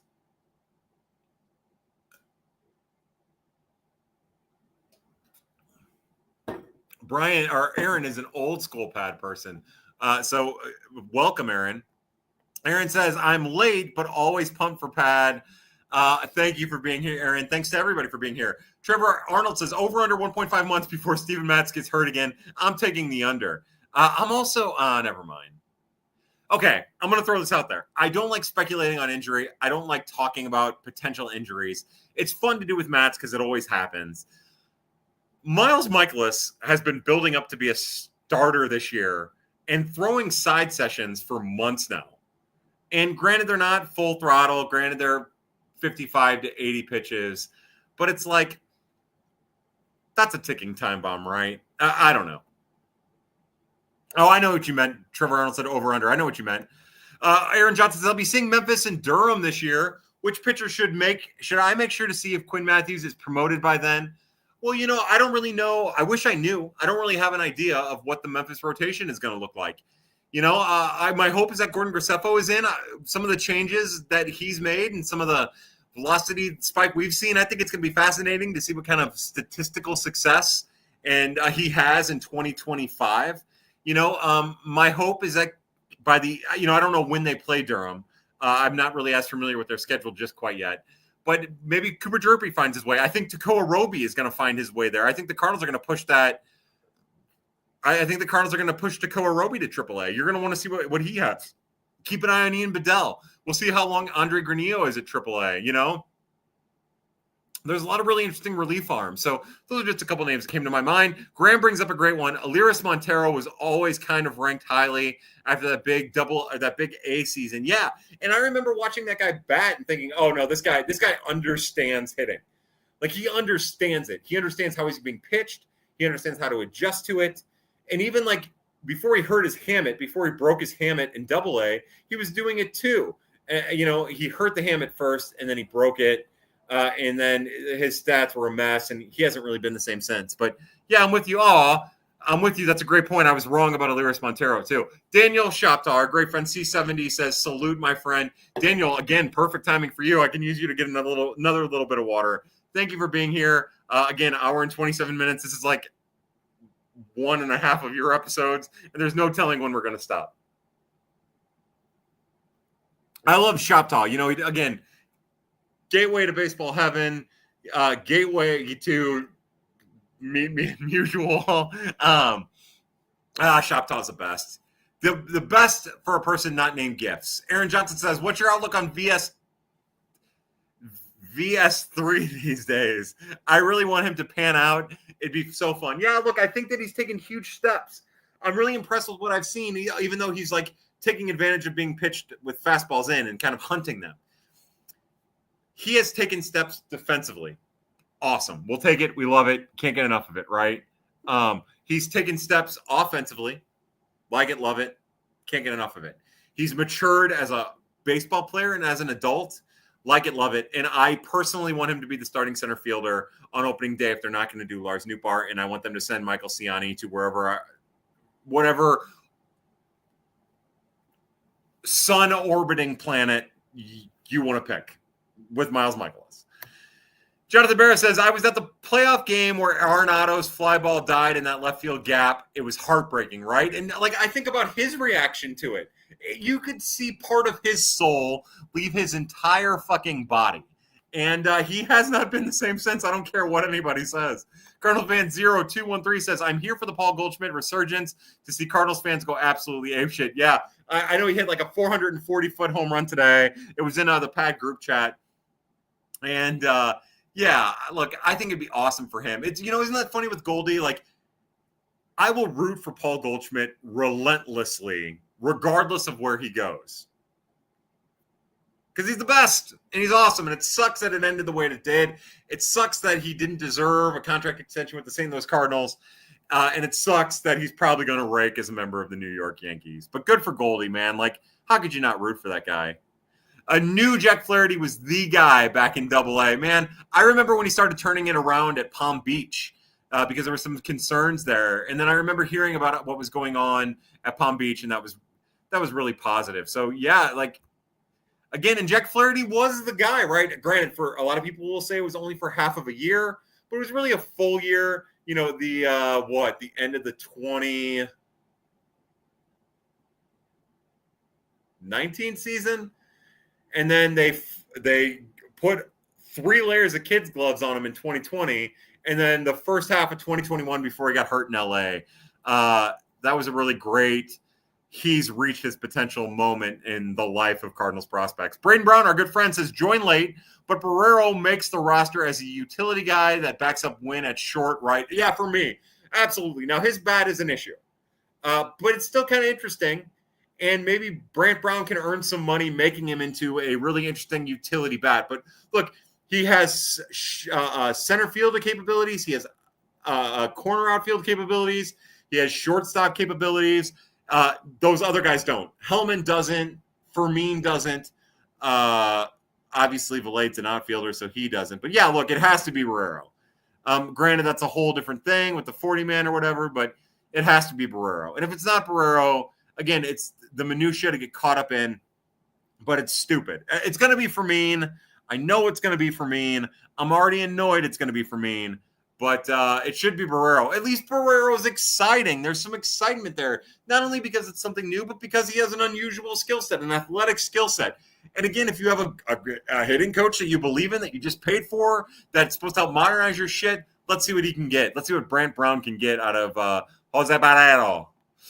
Aaron Johnson says, I know it's super early, but I know nothing about college baseball. What are 4 or 5 names I should be tracking as the draft approaches?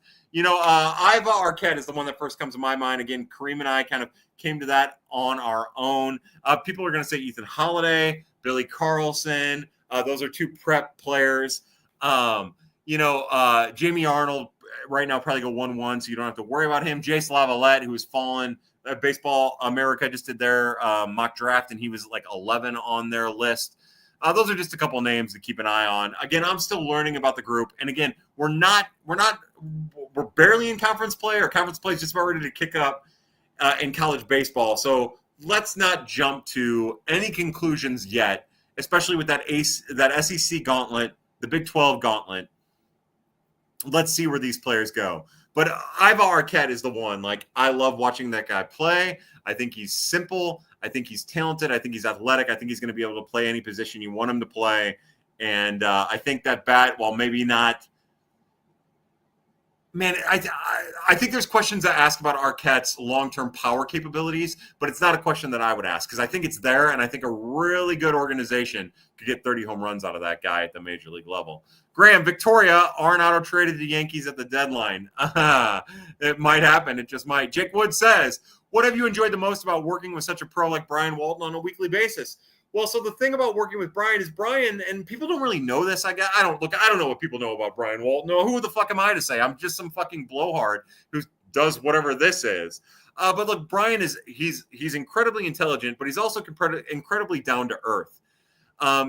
He said it on your podcast, I believe, but you know, he worked in marketing for many, many years, so he understands people. But he's not just a business runner. He's not just running the business of the Cardinal Nation. He cares about all this stuff. Like, it is a passion project for him, and he's been doing it for 20 years or whatever. And I admire that so greatly. Like, I love talking with Brian. When the camera's on or off, he's just like, he has stories, and when he tells stories, he's an engaging storyteller. I love that about Brian. I feel like Brian and I could go and have a drink and have a very, very long conversation. I love that even though I'm a fucking menace on Twitter, and I am a menace here, dropping F-bomb after S-bomb after A-bomb after R-bomb after whatever, that he still wants to do this with me, and that he's kind of intrigued by me. And part of the reason I haven't, over the years, I've been asked to pair up with plenty of people. Over the years, we've been, I'm sure Gifts can attest to this. Even now, I've got sports betting sites in my DMs, even though I haven't done Prospect After Dark in years on a consistent basis.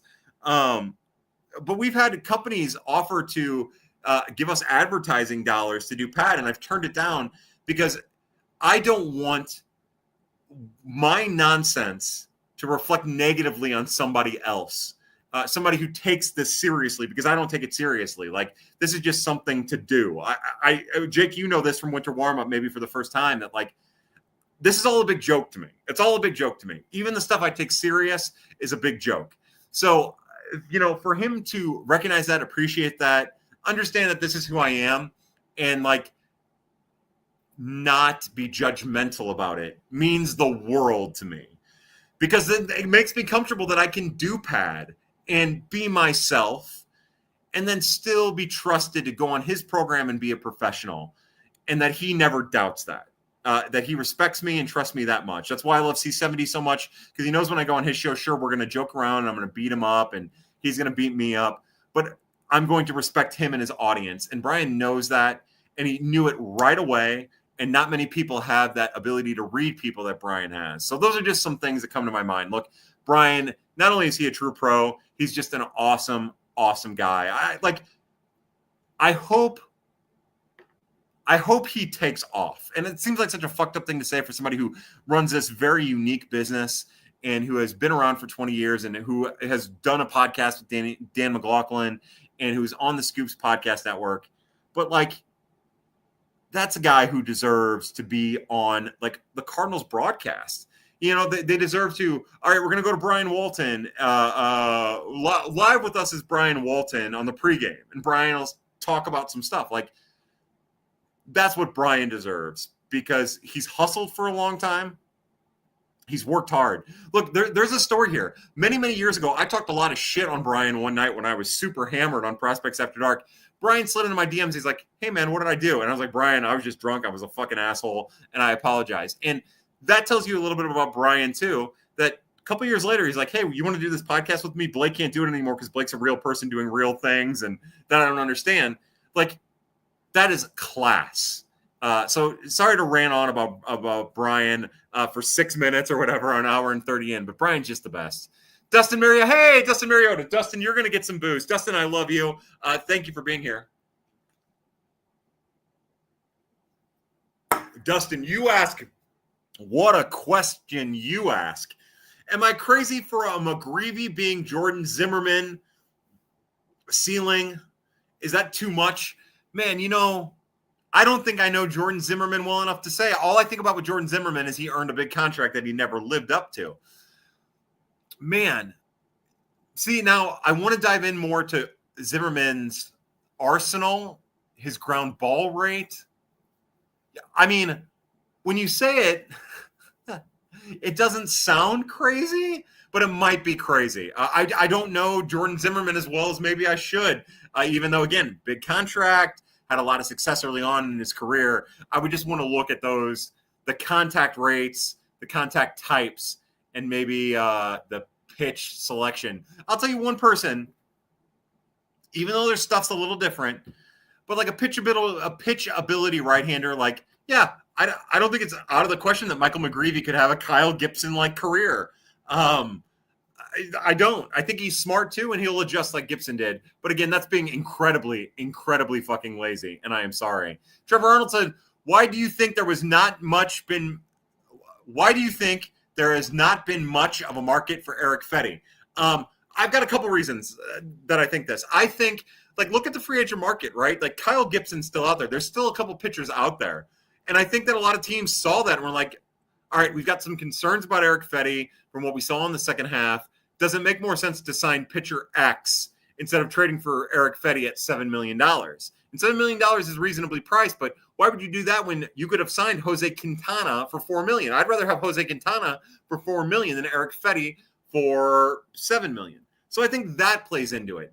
I think, as we touched on it a little while ago, and by the way, I do know for a fact that Eric Fetty's market was trash. It was absolute trash. It was not this market that people think it could have been or would have been.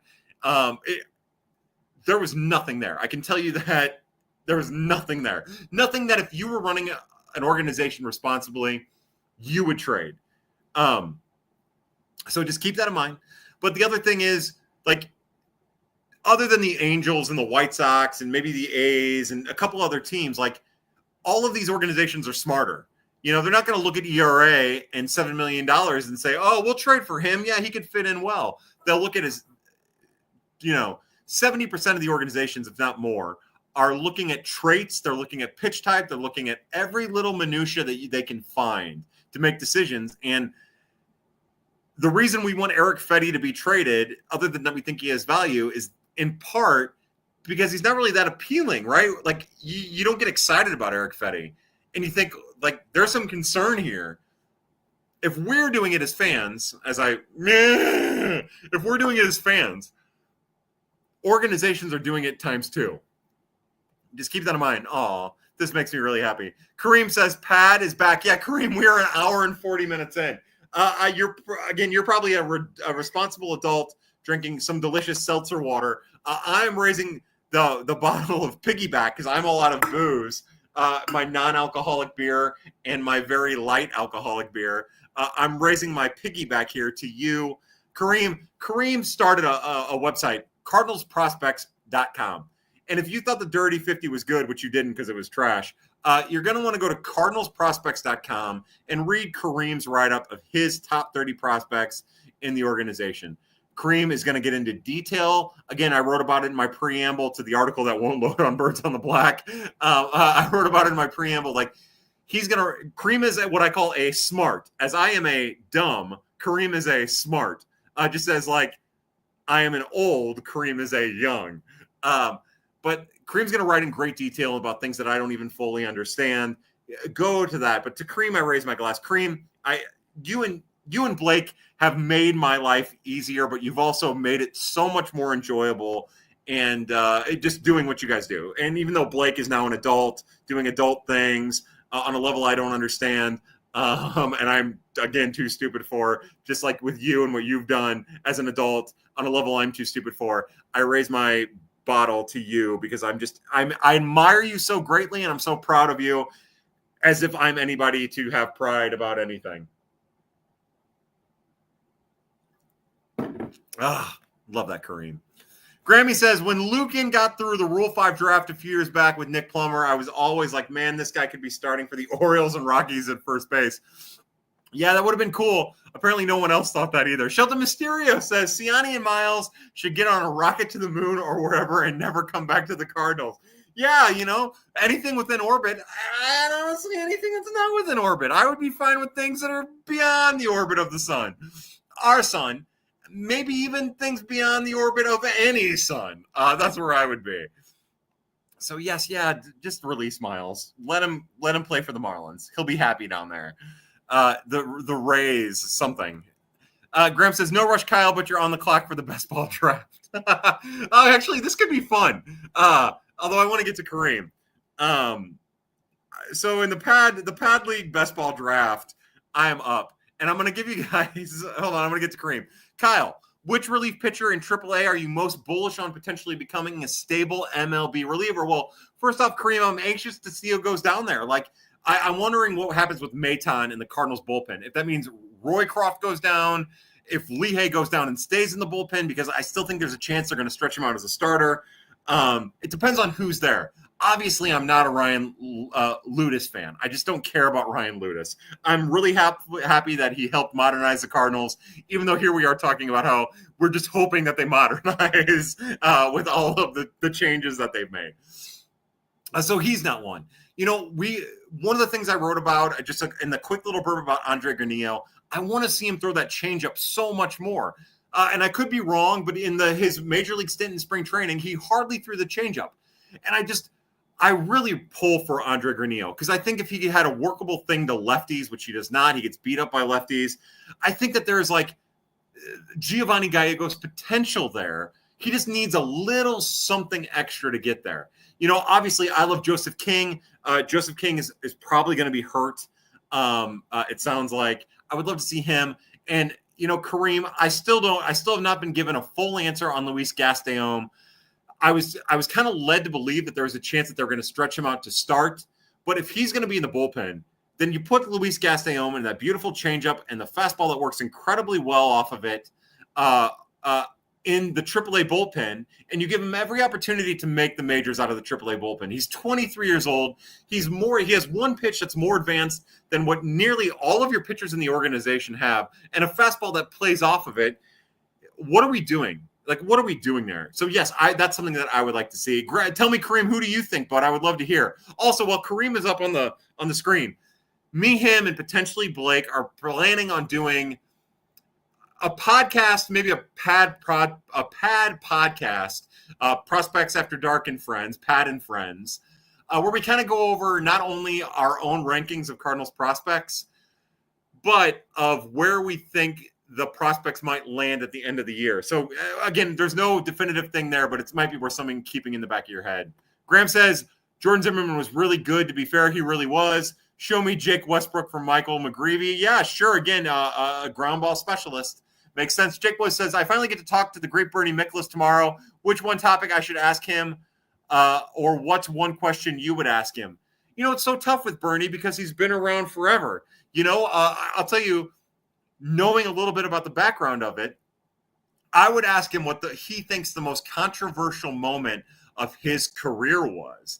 Because I think there's been a couple, not only like of his like, first off, his sports writing career. I'm sure it'd be TLR yelling at him from point blank range. Maybe it'll be something else. I would hopeful that it's something else. And then also his sports talk radio career, because there was some stuff with Kevin Slayton for a while that I don't think bled into him. But like, those are two things that I'm really interested in. You know, Bernie Miklasz has a great taste in music. He was tweeting one time about a band called The First Aid Kit, which I really like. It's two female vocalists.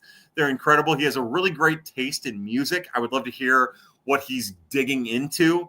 I was able to be on Bernie's show once. That was like the first time I was like, man, maybe this is something that is real that people are taking seriously. And I was quick to demean it and make a fucking mockery of myself. But yeah, so like, those are things that I'm interested in with Bernie.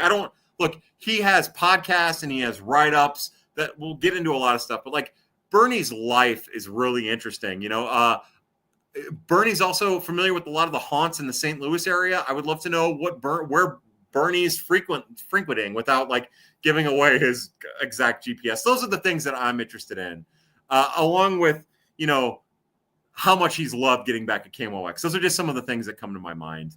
Kareem says, love you, bro. You're the best, Kareem. I mean it. Trevor Arnold says, how the hell did Jordan Walker get hurt on a damn sprinkler head? Is Roger Dean that much of a shithole? No, it actually happened in where the Mets play, Port St. Lucie. That's where it happened. And yes, the Mets are not only pond scum, but they are a total shithole. Actually, that stadium's really nice. But, you know, it's a once it's a once-in-a-lifetime kind of thing. It's a once-in-a-lifetime kind of fuck-up. Graham is right. I think Freddie Pacheco is really going to break out this year. That was another prospect that I was wrong about, Freddie Pacheco. Oh, my God. Like, he was so good, and he was so dominant. And then they were like, fuck Freddie Pacheco. His arm's all fucked up. And I was like, fuck these motherfuckers. Why are they doing this? I hate them. This is going to come back to haunt them. And I think Freddie Pacheco died of dysentery. I don't know if he's still alive. God hopes if there is a God, I hope he's working overtime to keep Freddie Pacheco alive. But yeah, look, that was part of the reason why when Adam Kloffenstein was released, I was like, I know he's got arm issues. His arm must be fucked. But he's been in Blue Jays camp, and apparently he's been really impressive in limited work as he works his way back from whatever was ailing him. Redbird Farmhand asks a question that's kind of related to a question that Kareem asked. What's your opinion on Jack Ralston? I kind of like him because of the funkiness. Look, we love the funk. Got to have that funk. I love funk. No one loves funk more than me. I was going to try to do a Trump impersonation. Fuck me. I can't do a Trump impersonation. I know more about Jack Ralston than anybody alive. No. Look, you have to understand, dating back to when the Cardinals drafted Jack Ralston in the 6th round out of UCLA in 2019, I think. I love Jack Ralston. I've for a long time, up until Kareem recently, I've been the high man on Jack Ralston. And I love that funk. And it's been hard for me to keep him off my list for a really long time. I do hope Jack Ralston, if he makes it through minor league spring training, which I would think he would, who knows, I hope he goes to AAA and that funk and that nasty off-speed stuff gets a chance to even make a major league debut. I think that when you get up in age and there's promising other arms, is I can't stop like scratching my nose like I just did a rail of coke. I've never done a rail of coke. Don't think I wouldn't if my job didn't depend on it at this point. I would do a rail of coke for the pad people if we got there, but only if I didn't cost my job. Jack Ralston's like a line of coke, an hour and 49 minutes into an episode of pad. Does it really, like, I think it could be effective. Could it also be a disaster? Yes. And I think that he's kind of at the precipice of his career where hopefully he gets a chance to show himself off at AAA a little bit, make the best of his what can sometimes be the worst command in the organization, but his funky stuff, his funky over-the-top delivery, his funky motion, and his crazy-ass off-speed pitches. That's my thought. Dustin Mariota says, I missed Seth Manis and Kevin Segrist in the pin. Matt Bowman was who I always said Michael McGreevy would be. He's taken steps beyond Matt Bowman, but I think, and I could be wrong about this, isn't Matt Bowman auditioning for a starting role with some organization? How crazy would that be? Jonathan Barra says Port St. Lucie was the minor league park. Trevor Arnold said, what is the one thing you are most excited to watch this year from the Cardinals if you had to choose just one? I'm anxious. I just want to watch Mason win. I want to watch Mason win. I was hopeful that the Cardinals would have Mason win in short and Brendan Donovan at second, and then they would have one of the best all-around game, not just defense, because I don't think they'd be a top 10 defensive middle infield. I'm not saying that. But I was really anxious to watch Mason win and Brendan Donovan become like a top 10 middle infield pairing as all of a sudden I've got hiccups. From an all-around game standpoint. That was something I was interested in. We might have to shut this down if I get hiccups. I don't know what to do, guys. I don't know what to do. Let me let's see if here's the hoping that got rid of the hiccups.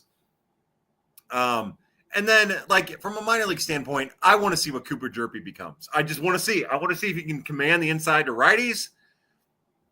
And I want to see if he can continue to add a little velocity and how the rest of his stuff works. Cream asks, he answers a question that I asked. Out of the group of AAA, maybe Granillo, I think most of the pieces are more than likely back and forth guys rather than stable MLB relievers. I agree with you, bud. I agree with you. Jake Wood says, thanks for doing this, Kyle. You're the best. Also, John Denton just asked you to keep it down. Oh, man. So I guess that's a funny story, right? So, I tweeted John Denton a lot, but on a personal note, John and I have a really amicable relationship.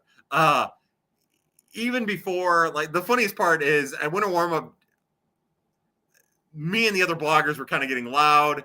Really, Jake was loud. It wasn't my fault, man. I was an innocent bystander that got caught in the crossfire. But Jake and I were talking, and John Denton came over and asked us to keep it quiet. And that's funny because I just got done talking to John just about some stuff because he was a good guy. And then afterwards, I apologized to him outside of the room. And he's just a really good guy. But it was an incredible moment that I wish everybody could have been there for, especially the people who have seen the way that I interact with him on Twitter. So that's it. Kareem says, in the whole organization, Gaston for sure, Showalter second. But again, like, Kareem, I'm with you. Those would be my two. And hopefully both those guys get a chance to start. As you know, as you feel too. I'm not like, I'm sorry if I'm telling people what you think or if I'm putting words in your mouth, but I think you and I are both in the same boat. Let's get those guys in a rotation somewhere. Graham says, real ones miss that old fuck Randy Choate slinging it to get Anthony Rizzo out and then dip. Kareem says, as far as guys who are pure relievers right now. Exactly, Kareem. Trevor Arnold says, I'm so nervous that the Cardinals fuck up Jerpy just like they fucked up everyone else. I agree. Hey, it was Nate, not me. Okay. That's right. It was Nate from Talking About Birds. All right. So we are at the end of this. Real quick. There's no more comments. In the best ball league that we have, some of the available, I'm going to give you some of the available players. We have CJ Abrams, Seiya Suzuki, Lawrence Butler, Riley Green, Matt Chapman, Mark Vientos, Luis Robert Jr., Yelich, Rodriguez, Pasquantino, Lewis, Perez, Steer, Westberg, Arozarena, Strider. Oh, I'm going to take Roki. Never mind. We're taking Roki Sasaki with my 7th round pick, even though I took him first overall, or I took him with my first round pick. Kareem says, hey, Kyle, thanks for doing this. Kareem, thanks for dipping in, man. I appreciate it. Thanks for all the hard work you're putting together on the prospect list, on your prospect list. Thanks for all the encouragement, man. I really appreciate it. Thanks for helping build this community, for being the person building out the community. You're just really awesome, man. You know how I feel. Trevor Arnold said, law, but gotta be the pick without knowing the construction of the team. I don't know what that means, Trevor. I'm sorry. Love you, Kyle. Thanks for another pad. So again, as we start Pad and Friends, that's right. Soon we're gonna have a Pad and Friends soon. Redbird Farmhand says thanks.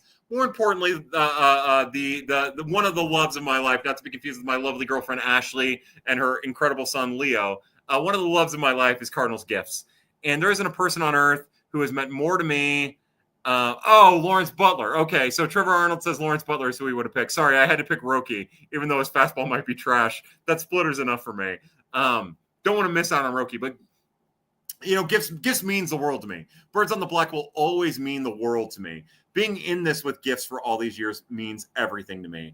I mean, we're an hour and 55 minutes in. He sat through all this. The guy's got 1,000 things going on, and again, he knows that I feel.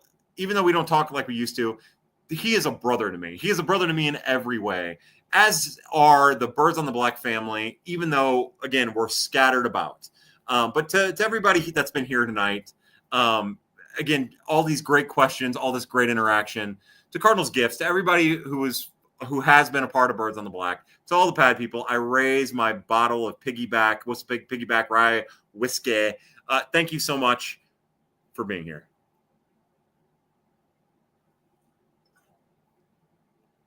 Trevor Arnold says, you're the best, Kyle. Do this more often. We will. Look, it's my hope that we can do this more often. Hey, the internet worked. That was part of the hold off last time. We're through the internet issues, so that's a positive. But I would like to do this more. Again, my hope is that with Blake having a real life, doing real things, Kareem and I, not he, myself, and Kareem, Kareem and I, can do an episode where we talk about projections and stuff like that. No. And maybe we'll do some more of this drunken debauchery along the lines. But we are an hour and 50, soon to be 7 minutes into Prospects After Dark.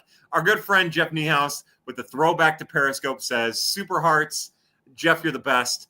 Another one of our old friends, Eric Thomas, who coined the phrase, to all the pad people, thank you for becoming a part of the Resistance. For everybody at Birds on the Black, whatever that is anymore, gifts, you are a goddamn hero for still having that around and allowing me to post on your site, our site, as you said. For everybody at Birds on the Black, everybody at Prospects After Dark, all of you fine people.